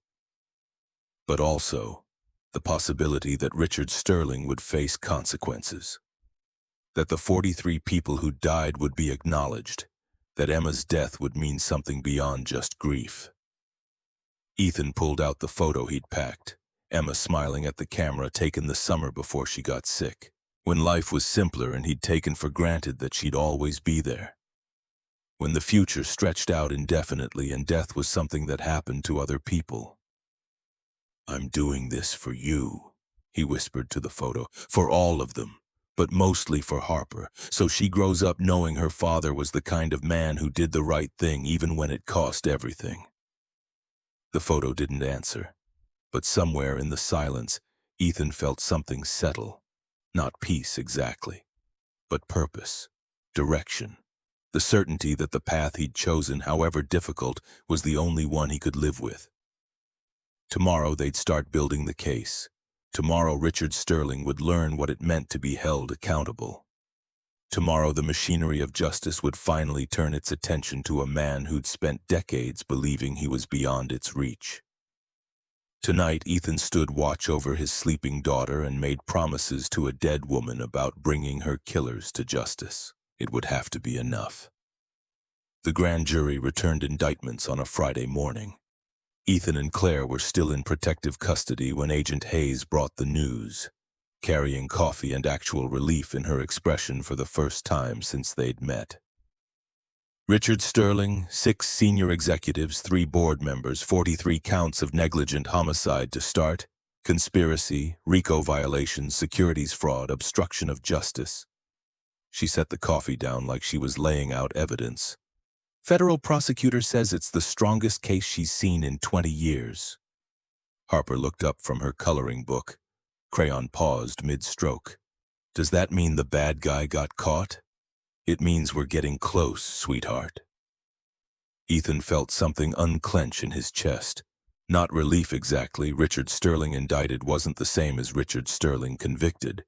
But progress, movement, the first real sign that the system might actually work. When does he get arrested? His lawyers are negotiating surrender terms. They want to control the optics, turn himself in rather than get perp walked out of his mansion on live television.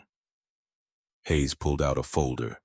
"But that's not why I'm here. We found another witness, someone who worked for Atlas directly and is willing to testify."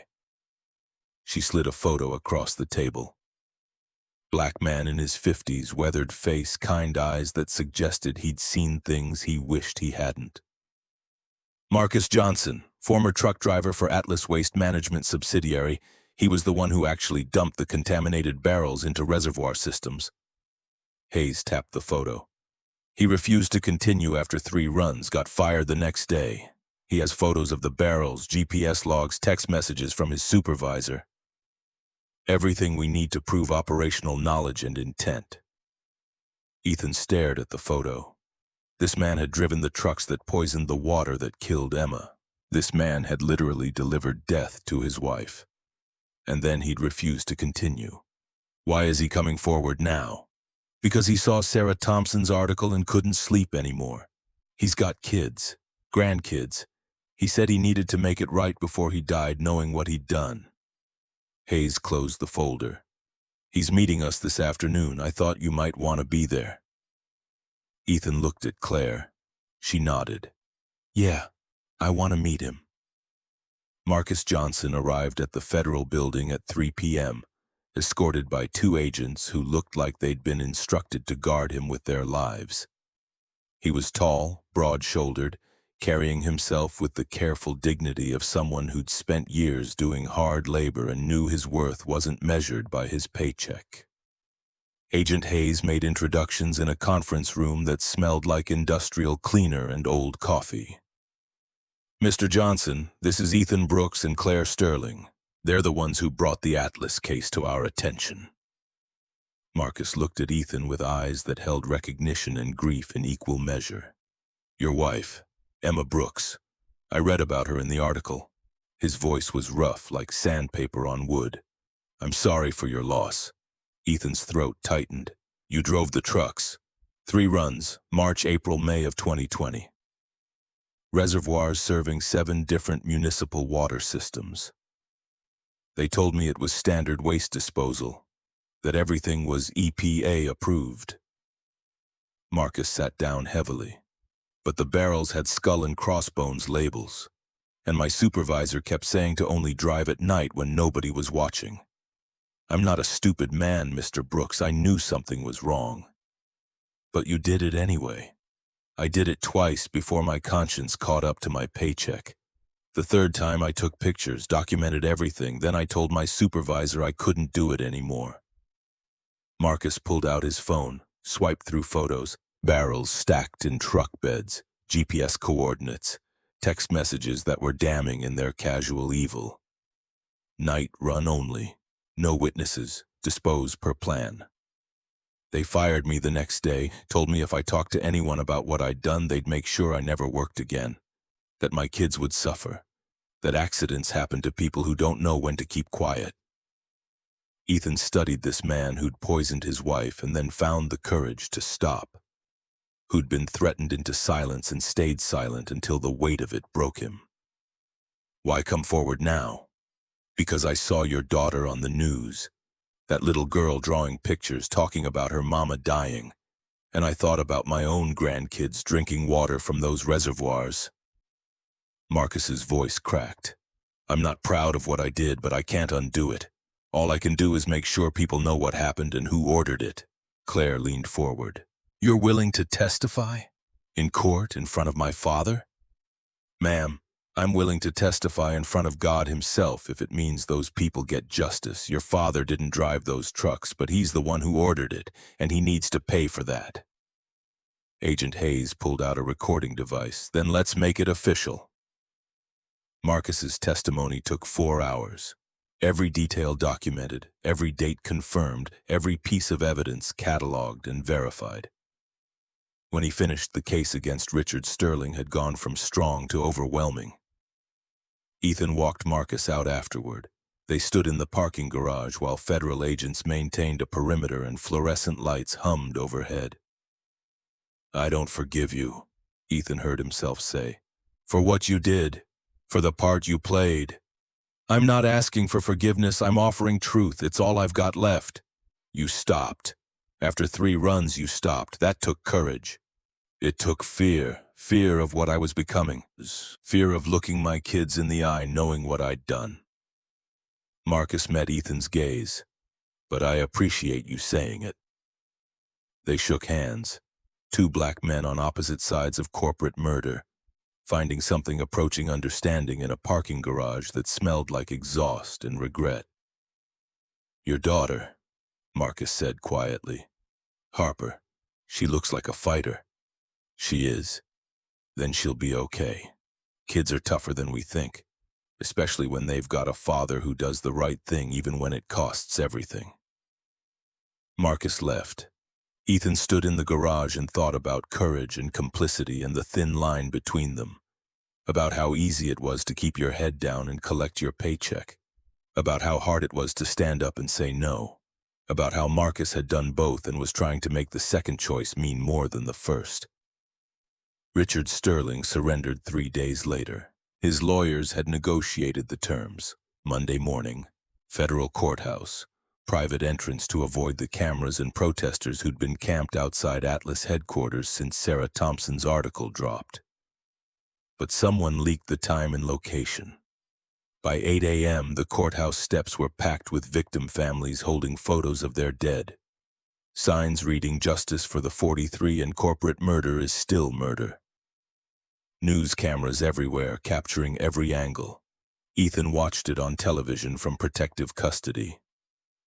Richard arriving in a black SUV flanked by lawyers who looked like they charged $1,000 an hour. Walking through a gauntlet of angry citizens who shouted questions and accusations and grief.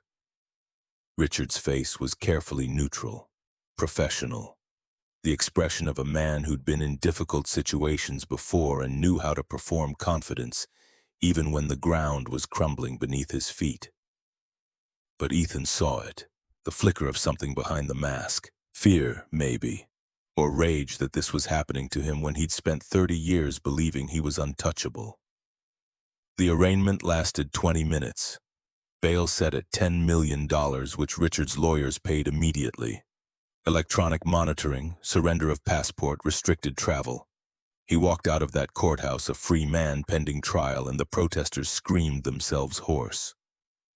Agent Hayes came by that evening with updates and takeout Chinese food. Trial date is set for 6 weeks from now. Federal prosecutor wants to move fast before Richard's team can bury us in motions and delays. She passed out containers of lo mein. You'll both testify, probably for multiple days. Defense is going to come at you hard. How hard? They'll try to discredit Claire. Mental health history, troubled relationship with her father, financial motivations.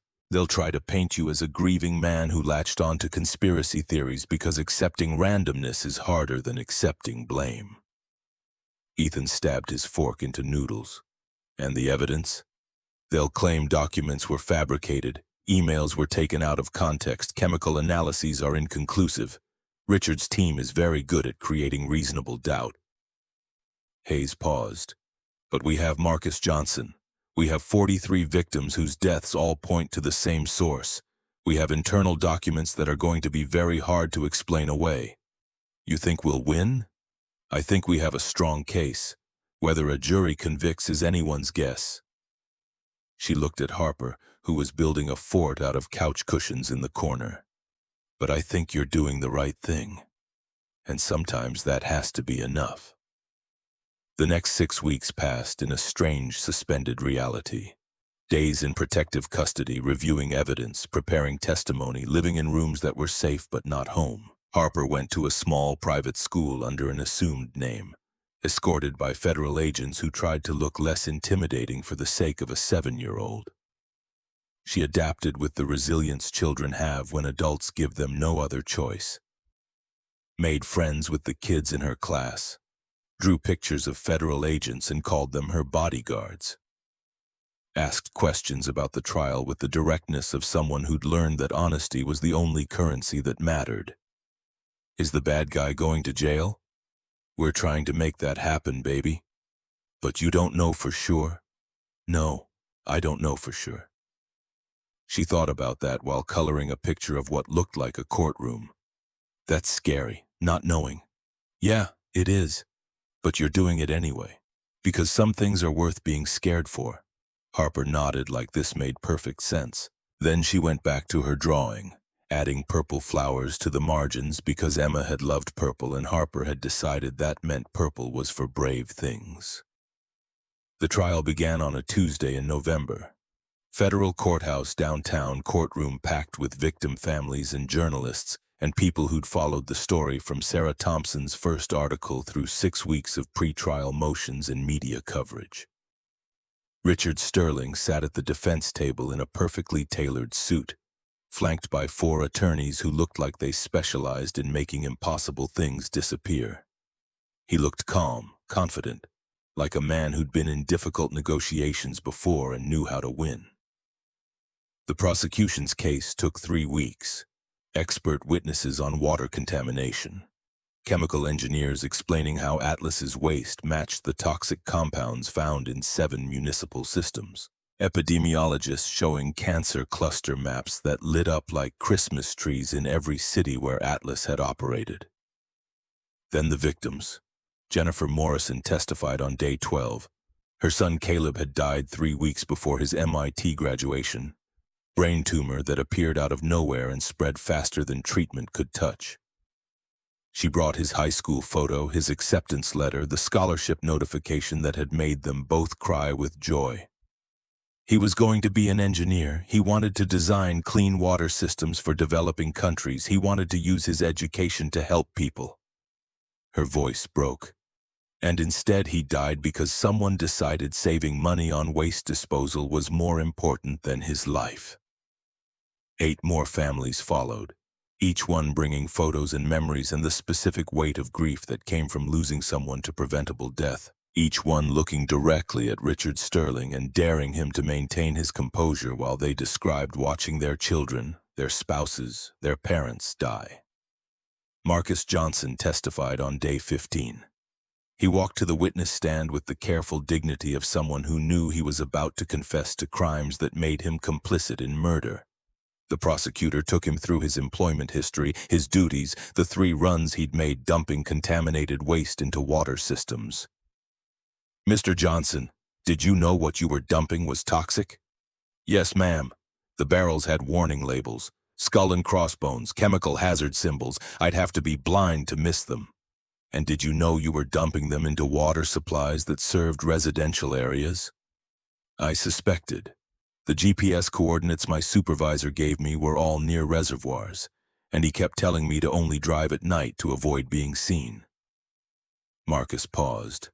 "I'm not proud of what I did, but I did it, and people died because of it."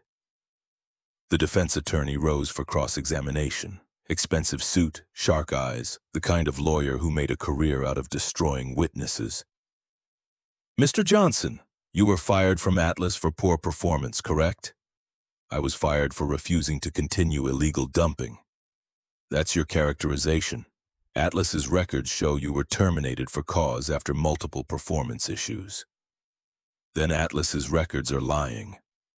Or you're lying now, seeking revenge against a company that legitimately terminated your employment." Marcus's jaw tightened. "I took pictures. I kept GPS logs. I saved text messages from my supervisor. If I was making this up for revenge, I wouldn't have evidence." The prosecutor presented the evidence. Photos time-stamped and geotagged. Text messages that were damning in their casual cruelty. GPS coordinates that matched reservoir locations exactly. The defense attorney tried to create doubt. Maybe the photos were doctored, maybe the texts were taken out of context. But Marcus held steady, answered every question with the certainty of someone who'd decided truth was worth whatever price he had to pay. When he stepped down, he walked past Richard Sterling's table. Richard didn't look at him, just stared straight ahead with the blank expression of someone who'd learned long ago that showing emotion was weakness. Claire testified on day 18. Ethan sat in the gallery watching her walk to the witness stand. She wore a simple gray suit, hair pulled back, no jewelry except the small gold necklace that had been her mother's.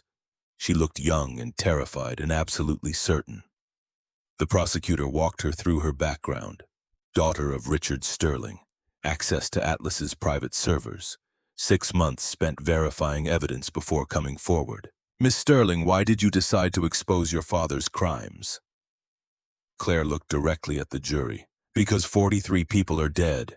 Because my father ordered their deaths as casually as you'd order coffee. Because someone had to stop him." "You understand that doing so cost you your relationship with your family, your inheritance, potentially your freedom if this court decided you were complicit." "I understand. But some things matter more than money or comfort or family loyalty." She paused.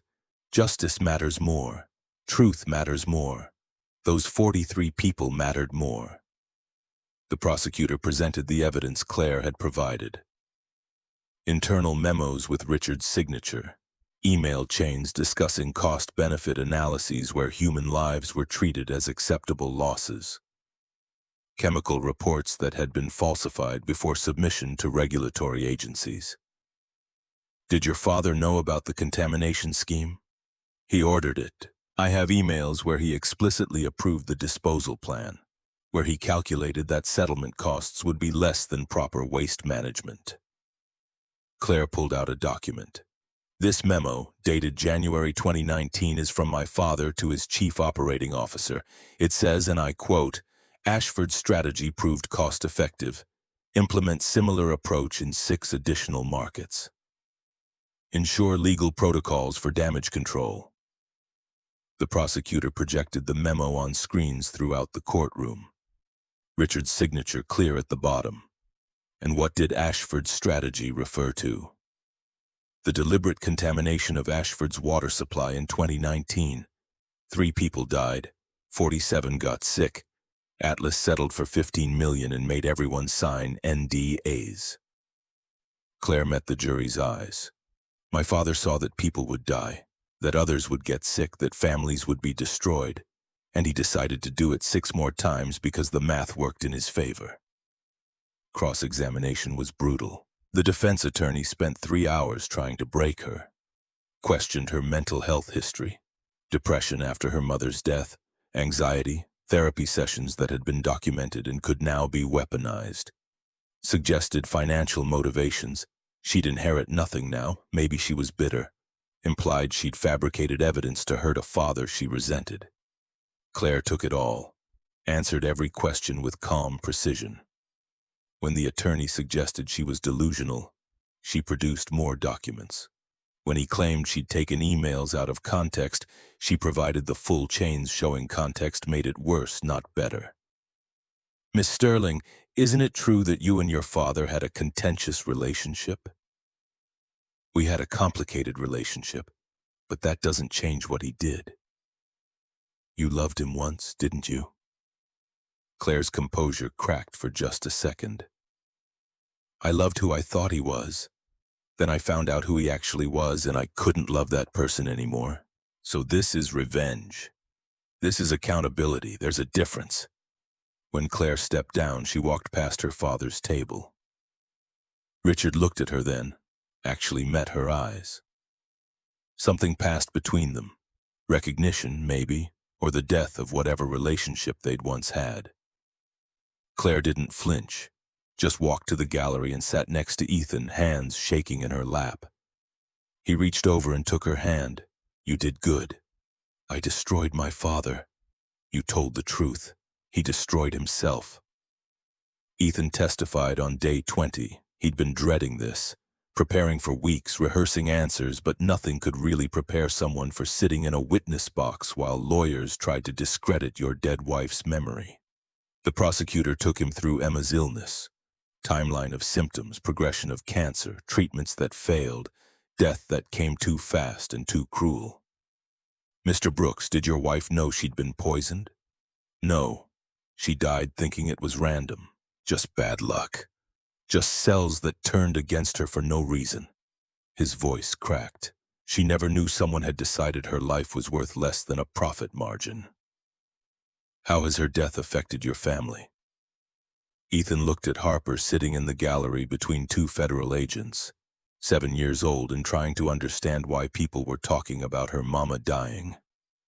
My daughter grew up without a mother. She has a heart condition that we can barely afford to treat. She's lived in fear for the past 2 months because we're fighting people who have unlimited resources and no conscience. He turned to the jury. Oh, but she's also learned that doing the right thing matters. That courage isn't the absence of fear. It's doing what's right even when you're terrified. That's what Emma would have wanted her to learn. The defense attorney rose. Ethan braced himself. Mr. Brooks, you were fired from Northridge Manufacturing, correct? I was laid off after Atlas Industries acquired the company. Because you were underperforming? Because I reported safety violations and became inconvenient. That's your interpretation. Isn't it possible you were simply let go as part of standard corporate restructuring? Ethan held the attorney's gaze. 17 incident reports in 12 months. All flagging safety violations. All ignored. Then Atlas bought Northridge and suddenly I was redundant. You tell me if that's coincidence. You're unemployed, desperate, struggling to pay for your daughter's medical care. Yes. And then Miss Sterling appeared offering money and a conspiracy theory that explained your wife's death as something other than tragic randomness. Claire didn't offer me money. She offered me truth. How convenient that this truth also made you a victim instead of just an unfortunate man whose wife got cancer. Ethan felt anger flash hot in his chest. My wife didn't just get cancer. She was poisoned. The chemical signatures match. The timeline matches. 43 other people in 7 different cities all got sick the same way after Atlas contaminated their water. That's not coincidence. That's murder. Can you prove causation? Can you prove definitively that your wife's cancer was caused by water contamination and not by any of the thousands of other carcinogens people encounter daily? The experts can prove it. The chemical analyses prove it. Marcus Johnson's testimony proves it. But you personally cannot prove it. You're a grieving man who latched onto a conspiracy because accepting that sometimes bad things just happen is harder than accepting that someone is to blame." The words hit like a punch. Ethan's hands clenched on the armrests. "You're right that I'm grieving. I'll grieve my wife until the day I die, but I'm not delusional. I'm not making this up. I'm not some desperate man who can't accept randomness." His voice rose. "I'm a father who wants his daughter to grow up knowing her mother's death meant something. That it wasn't just accepted as the cost of doing business. That powerful people faced consequences for treating human lives as acceptable losses. So you admit this is about meaning. About making your wife's death serve a narrative. This is about justice. About making sure no one else has to watch someone they love die because a corporation decided profit mattered more than people." The attorney tried to push further, but Ethan held firm, answered every question with the conviction of someone who'd spent 6 weeks preparing to defend truth against lawyers whose job was to obscure it. When he stepped down, his hands were shaking and his shirt was damp with sweat. But he'd said what needed saying. Defended Emma's memory, stood up to people who wanted to reduce her death to unfortunate coincidence. He returned to the gallery. Harper climbed into his lap despite the federal agent's protests. "You were brave, Daddy." "I was scared. That's what makes it brave." The prosecution rested on day 21. The defense presented their case over the next week. Expert witnesses claiming the chemical analyses were inconclusive. Corporate witnesses testifying that Richard Sterling trusted his subordinates and couldn't be held responsible for operational decisions. Character witnesses describing Richard as a devoted father and community leader who'd built a company that employed thousands. They called Claire's former therapist, who testified about her depression and anxiety. Called former Northridge employees who said Ethan had been difficult to work with. Called scientists who suggested that cancer causation was too complex to definitively link to a single environmental factor. But they couldn't explain away the internal memos, couldn't justify the cost-benefit analyses that treated human deaths as acceptable losses. Couldn't account for Marcus Johnson's testimony and evidence. Closing arguments happened on a Friday. The prosecutor went first, walking the jury through 3 weeks of evidence with methodical precision. Richard Sterling knew. He approved, he profited. 43 people died because he decided their lives were worth less than the cost of proper waste disposal. This isn't a tragedy. It's not an unfortunate accident. It's murder dressed up in corporate language and justified by spreadsheets. She pointed at the photos of victims that had been displayed throughout the trial. 43 faces, children, parents, grandparents. People who'd trusted that the water coming from their taps was safe because that's how civilizations work. The defense wants you to believe this is about a troubled daughter seeking revenge and a grieving man grasping at conspiracy theories. But the evidence speaks for itself. Internal documents, chemical analyses, witness testimony from someone who actually drove the trucks and dumped the waste. This isn't conspiracy. This is fact. The defense attorney took his turn, smooth polished, creating doubt with the skill of someone who'd spent decades making juries question what they knew to be true. The prosecution has presented a compelling narrative, but narrative isn't evidence. Correlation isn't causation. Grieving families deserve answers, but that doesn't mean we can convict a man based on coincidence and interpretation. He walked through the defense's case, questioned the reliability of witnesses with obvious biases, suggested that Claire's mental health made her an unreliable narrator, implied that Ethan's desperation had made him vulnerable to manipulation. Richard Sterling is not a perfect man, but he's not a murderer. He's a businessman who trusted his employees to follow regulations, who made decisions based on information provided by experts, who built a company that created jobs and contributed to communities. The attorney paused at Richard's table, placed a hand on his shoulder. Don't let tragedy become injustice.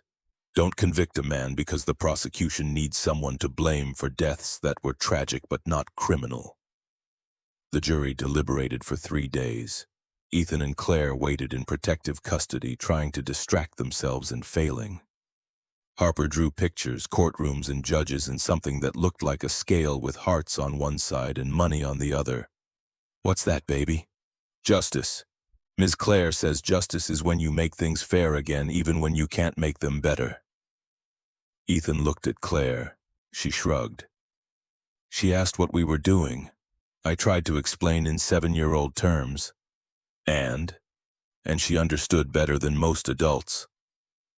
On the third day, Agent Hayes called. "Jury's reached a verdict. Court reconvenes in 2 hours."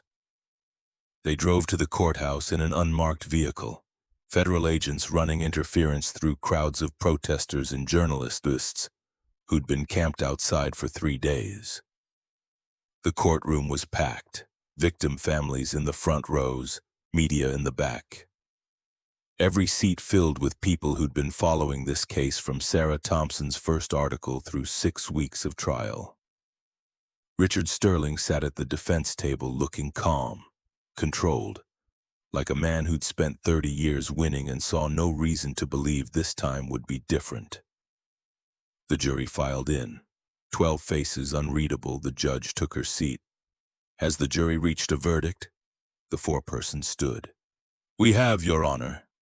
On the charge of conspiracy to commit negligent homicide, how do you find?" "Guilty." The courtroom erupted.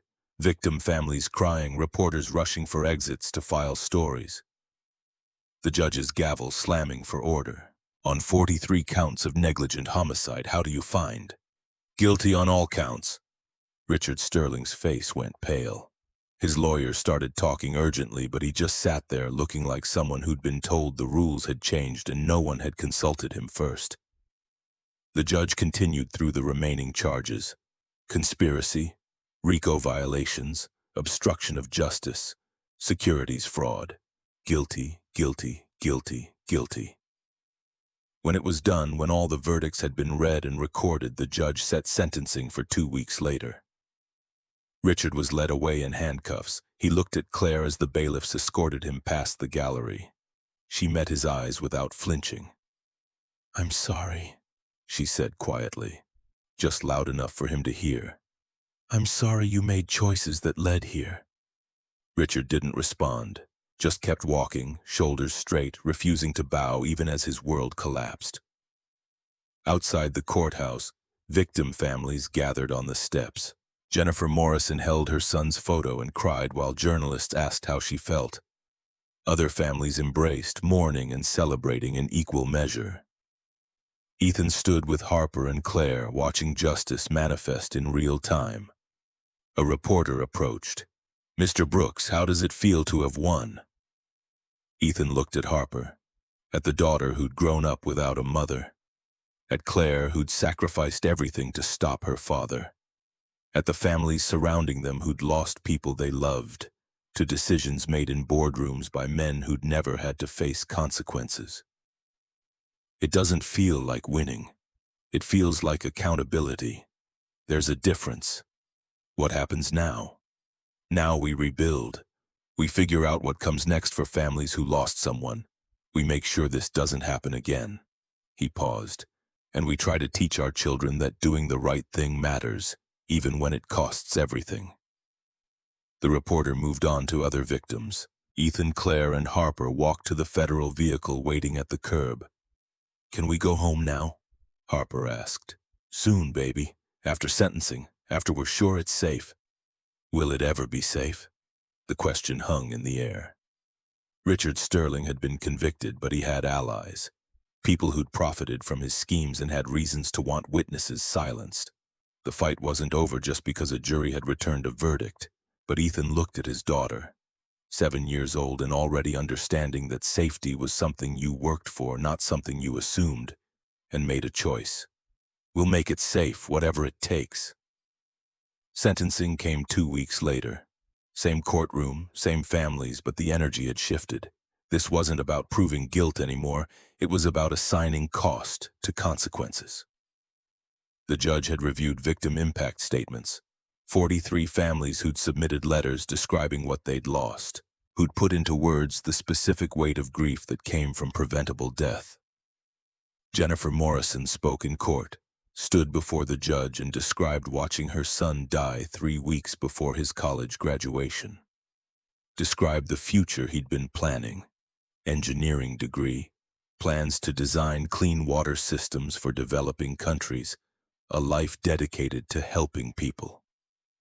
Described how Atlas Industries had stolen all of that for a profit margin. Other families followed, each one bringing their dead to life through testimony, each one looking at Richard Sterling and demanding he see them as human beings whose lives mattered. Ethan spoke last. "My daughter Harper is 7 years old. She has a heart condition that we're still fighting to treat. She grew up without a mother because Richard Sterling decided saving money on waste disposal was more important than human lives." He looked at Richard. "She asks me sometimes if I'm sad about her mama, and I tell her yes, I'm sad. But I also tell her that sadness doesn't mean doing nothing. It means fighting to make sure no one else has to feel this way." He turned to the judge. "Whatever sentence you give, it won't bring Emma back. It won't undo the suffering of 43 families, but it will tell my daughter that justice is real, that powerful people aren't above the law, that doing the right thing matters even when it's hard." His voice strengthened. "That's what Emma would have wanted Harper to learn. That integrity isn't negotiable, that you don't sell your soul for comfort, that you stand up for truth even when the cost is everything." The judge listened to every statement, reviewed the evidence, considered the guidelines and the gravity of systematic corporate negligence that had resulted in 43 deaths. When she spoke, her voice carried the weight of someone who'd presided over difficult cases but had never seen anything quite like this. "Richard Sterling, you were given power, wealth, and opportunity. You could have used those gifts to improve lives, to build something meaningful, to contribute to society in ways that mattered. Instead, you used them to poison innocent people for profit. You prioritized quarterly earnings over human lives. You treated other people's children, other people's spouses as acceptable losses in pursuit of wealth you didn't even need." She paused. "You showed no remorse throughout this trial, no acknowledgement of harm, no recognition that the decisions you made had consequences for real people with real families who loved them. That absence of humanity is perhaps more disturbing than the crimes themselves." Richard stood, flanked by lawyers, face carefully neutral. "I hereby sentence you to 43 consecutive life sentences, one for each person whose death you caused. Additionally, you are ordered to pay $2.3 billion in restitution to victims' families and environmental remediation funds. You will spend the remainder of your life in federal prison." The gavel fell. Richard Sterling was led away. No longer a CEO or a billionaire or a man who could make problems disappear. Just a convict in handcuffs who'd finally run out of ways to buy immunity from consequences. The 6 executives received sentences ranging from 15 to 30 years. Board members got lighter terms but would spend the rest of their lives labeled as accomplices to mass murder. Atlas Industries declared bankruptcy that afternoon. Assets liquidated, sold to competitors, broken into pieces and scattered. The empire Richard had built over 30 years dismantled in hours. The settlement money, $2.3 billion divided among victims and environmental cleanup, started distributing 3 months later. Each family received compensation based on loss, medical expenses, suffering. Not enough to replace who they'd lost, but enough to acknowledge that those lives had value. Emma's portion came to $1.2 million. Ethan put it in trust for Harper's education and medical care. Used part of it to establish the Emma Brooks Foundation, a nonprofit dedicated to monitoring water quality and supporting victims of environmental negligence. Claire liquidated what remained of her mother's trust fund and donated it to the foundation. $12 million that Margaret Sterling had hidden from her husband, money that would now undo some of the harm he'd caused. They named it the Margaret and Emma Fund. 2 mothers who died because of Richard Sterling's greed, now having their names attached to something that would prevent future deaths. Harper's heart transplant came 6 months after the trial. A donor was found, an 8-year-old girl killed in a car accident whose parents had signed organ donor forms and gave Harper a chance at life. The surgery took 7 hours. Ethan sat in the waiting room with Claire, praying to a God he wasn't sure he believed in anymore but needed to believe in right now. Praying that Harper would survive, that the new heart would work, that he wouldn't lose the only piece of Emma he had left. When the surgeon emerged, Ethan couldn't read his expression. "She's stable, the heart is strong, she'll need monitoring, but the prognosis is good." Ethan broke down crying for the first time since Emma's funeral. Claire held him while he sobbed, 3 years of grief and fear and rage finally finding release in a hospital waiting room that smelled like antiseptic and second chances. Harper woke up 6 hours later. Groggy from anesthesia, confused about the tubes and monitors, but alive. Fighting. Her eyes found Ethan and she smiled, gap-toothed and brave. "Did it work? You have a new heart, baby. You're going to be okay." "Does it hurt?" "Probably. But you're the bravest person I know. You can handle it." She looked past him at Claire standing in the doorway. "Is Miss Claire staying?" Ethan glanced at Claire. They'd been living in protective custody for 8 months, sharing space, sharing fear, building something that looked remarkably like family in the wreckage of everything they'd lost. "Do you want her to stay?" "Yeah. She makes you smile like Mama's picture." Claire crossed to the bed, took Harper's hand carefully, avoiding the IV lines. "I want to stay, if that's okay with you." "Okay, but you have to call yourself something besides Ms. Claire. That's weird if you're staying forever." Ethan looked at Claire. She looked back. A question passed between them without words. "What should I call myself?" Harper considered this with the seriousness she brought to important decisions. "Mom Claire, because Mama Emma is in heaven, but I can have 2 moms." "Daddy said Mama would want me to be happy even if it's different." Claire's eyes filled with tears. "I'd be honored." They stayed at the hospital for 2 weeks while Harper recovered. Ethan slept in a chair next to her bed. Claire brought clothes and food and sat with them reading stories in voices that were getting better with practice. On the 12th day, Harper drew a picture. 3 people holding hands, her in the middle, Ethan on one side, Claire on the other. Above them, a small figure with wings. "That's Mama," Harper explained, pointing at the angel. "She's watching us, making sure we're okay." Ethan studied the drawing. The family they'd become. The mother they'd lost, the future they were building from grief and courage, and the choice to keep fighting even when giving up would have been easier. "I think she'd be proud of you, baby. She'd be proud of you too. You were brave, you fought the bad guys and won. We fought the bad guys, me and Claire and a lot of other people who refused to give up. And Mama helped from heaven." "Yeah, I think she did." They went home, actual home. Not protective custody, 18 months after the trial ended. The apartment felt different, smaller maybe, or just familiar in a way that made Ethan realize how much had changed while the walls stayed the same. Claire had her own place 3 blocks away, but she was at the apartment most nights. Cooking dinner with Harper, helping with homework, reading bedtime stories in voices that had gotten significantly better with practice. One evening, after Harper had gone to bed, Ethan and Claire sat on the fire escape looking at stars that barely showed through the city's light pollution. "I got a job offer," Claire said, "running environmental compliance for a nonprofit. Good salary, meaningful work, chance to use what I know to actually help people instead of just exposing my father's crimes. You going to take it?" "Depends." "On what?" She turned to look at him. "On whether you want me to stay, really stay, not just staying in the city but being part of this, part of Harper's life, part of your life." Ethan thought about the past 18 months, the trial, the terror, the slow rebuilding of something that looked like hope. Thought about Harper calling Claire Mom Claire and drawing pictures of their family. Thought about Emma, who'd told him once that grief wasn't betrayal and that loving again didn't mean forgetting what you'd lost.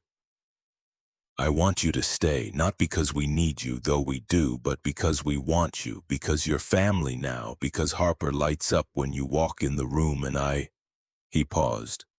I love you. Not the same way I loved Emma, but real, important. The kind of love that means I want to build a future with you in it. Claire was quiet for a moment. When she spoke, her voice was thick with tears. Say it again, he smiled. Remembered her demanding the same thing from him months ago in a hospital corridor. I love you, Claire Sterling. I love your courage. I love how you read bedtime stories even though you're still terrible at character voices. I love that you chose truth over comfort. I love that Harper feels safe with you. I love that you make me believe family is something we choose, not just something we're born into. She kissed him, soft and certain and tasting like salt from tears that were happy and sad in equal measure. I love you too, both of you. This whole strange, broken, beautiful family we've made from grief and fighting and refusing to give up. They sat on the fire escape until the city lights started to blur, until exhaustion caught up to adrenaline, until the future stopped feeling like threat and started feeling like possibility. Inside, Harper slept peacefully, a 7-year-old with a donor heart and 2 mothers and a father who'd taught her that integrity mattered more than comfort, that courage meant doing right things when they were hard, that bad guys didn't always win if good guys refused to give up. 2 years later, Ethan stood at Emma's grave with Harper and Claire. They brought purple flowers because Emma had loved purple and Harper had decided purple was for brave things. Harper was 9 now, healthy, thriving, carrying a donor heart that had given her a second chance at life. She placed flowers on the headstone with the careful reverence children bring to rituals they don't fully understand, but know matter deeply. Hi, Mama. I brought Mom Claire. She takes care of us. Is that okay? The gravestone didn't answer, but that had never stopped Harper from talking. Daddy runs the foundation now, the one with your name. He says you'd be proud. I got straight A's this semester, and my heart is really strong. The doctors say I'm going to be okay. She stepped back. Claire moved forward, placed her own flowers next to Harper's. I'll take care of them, she said quietly to the stone. I promise. Thank you for loving him first. You raised an incredible man. You made this family possible even if you're not here to see it. Ethan knelt by the grave, touched the marble that was cold despite the spring sunshine. We did it, Emma. Richard Sterling is in prison. 43 families got justice. Harper's healthy, and His voice caught. We're okay, not the way we planned, but okay in a way I think you'd understand. He stood. Claire's hand found his. Harper took his other hand. They stood there together, a man, a woman, and a child who'd found each other in the wreckage of corporate murder and built something that looked like family. Ready to go? Claire asked. Ethan took one last look at Emma's name carved in stone, at the dates that marked a life too short, at the flowers they'd brought because some rituals mattered even when the person who inspired them was gone. Yeah, we're ready. They walked back to the car. Harper ran ahead, talking about the ice cream they'd promised her after the cemetery visit. Claire and Ethan followed, hands linked, building a future one day at a time. Behind them, purple flowers stood bright against marble.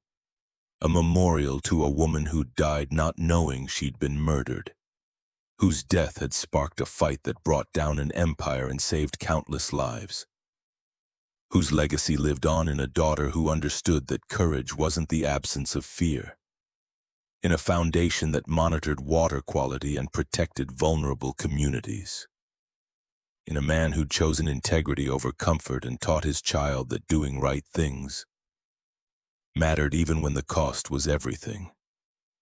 The sun broke through clouds as they drove away. Harper chattered about flavors, chocolate or strawberry or maybe both.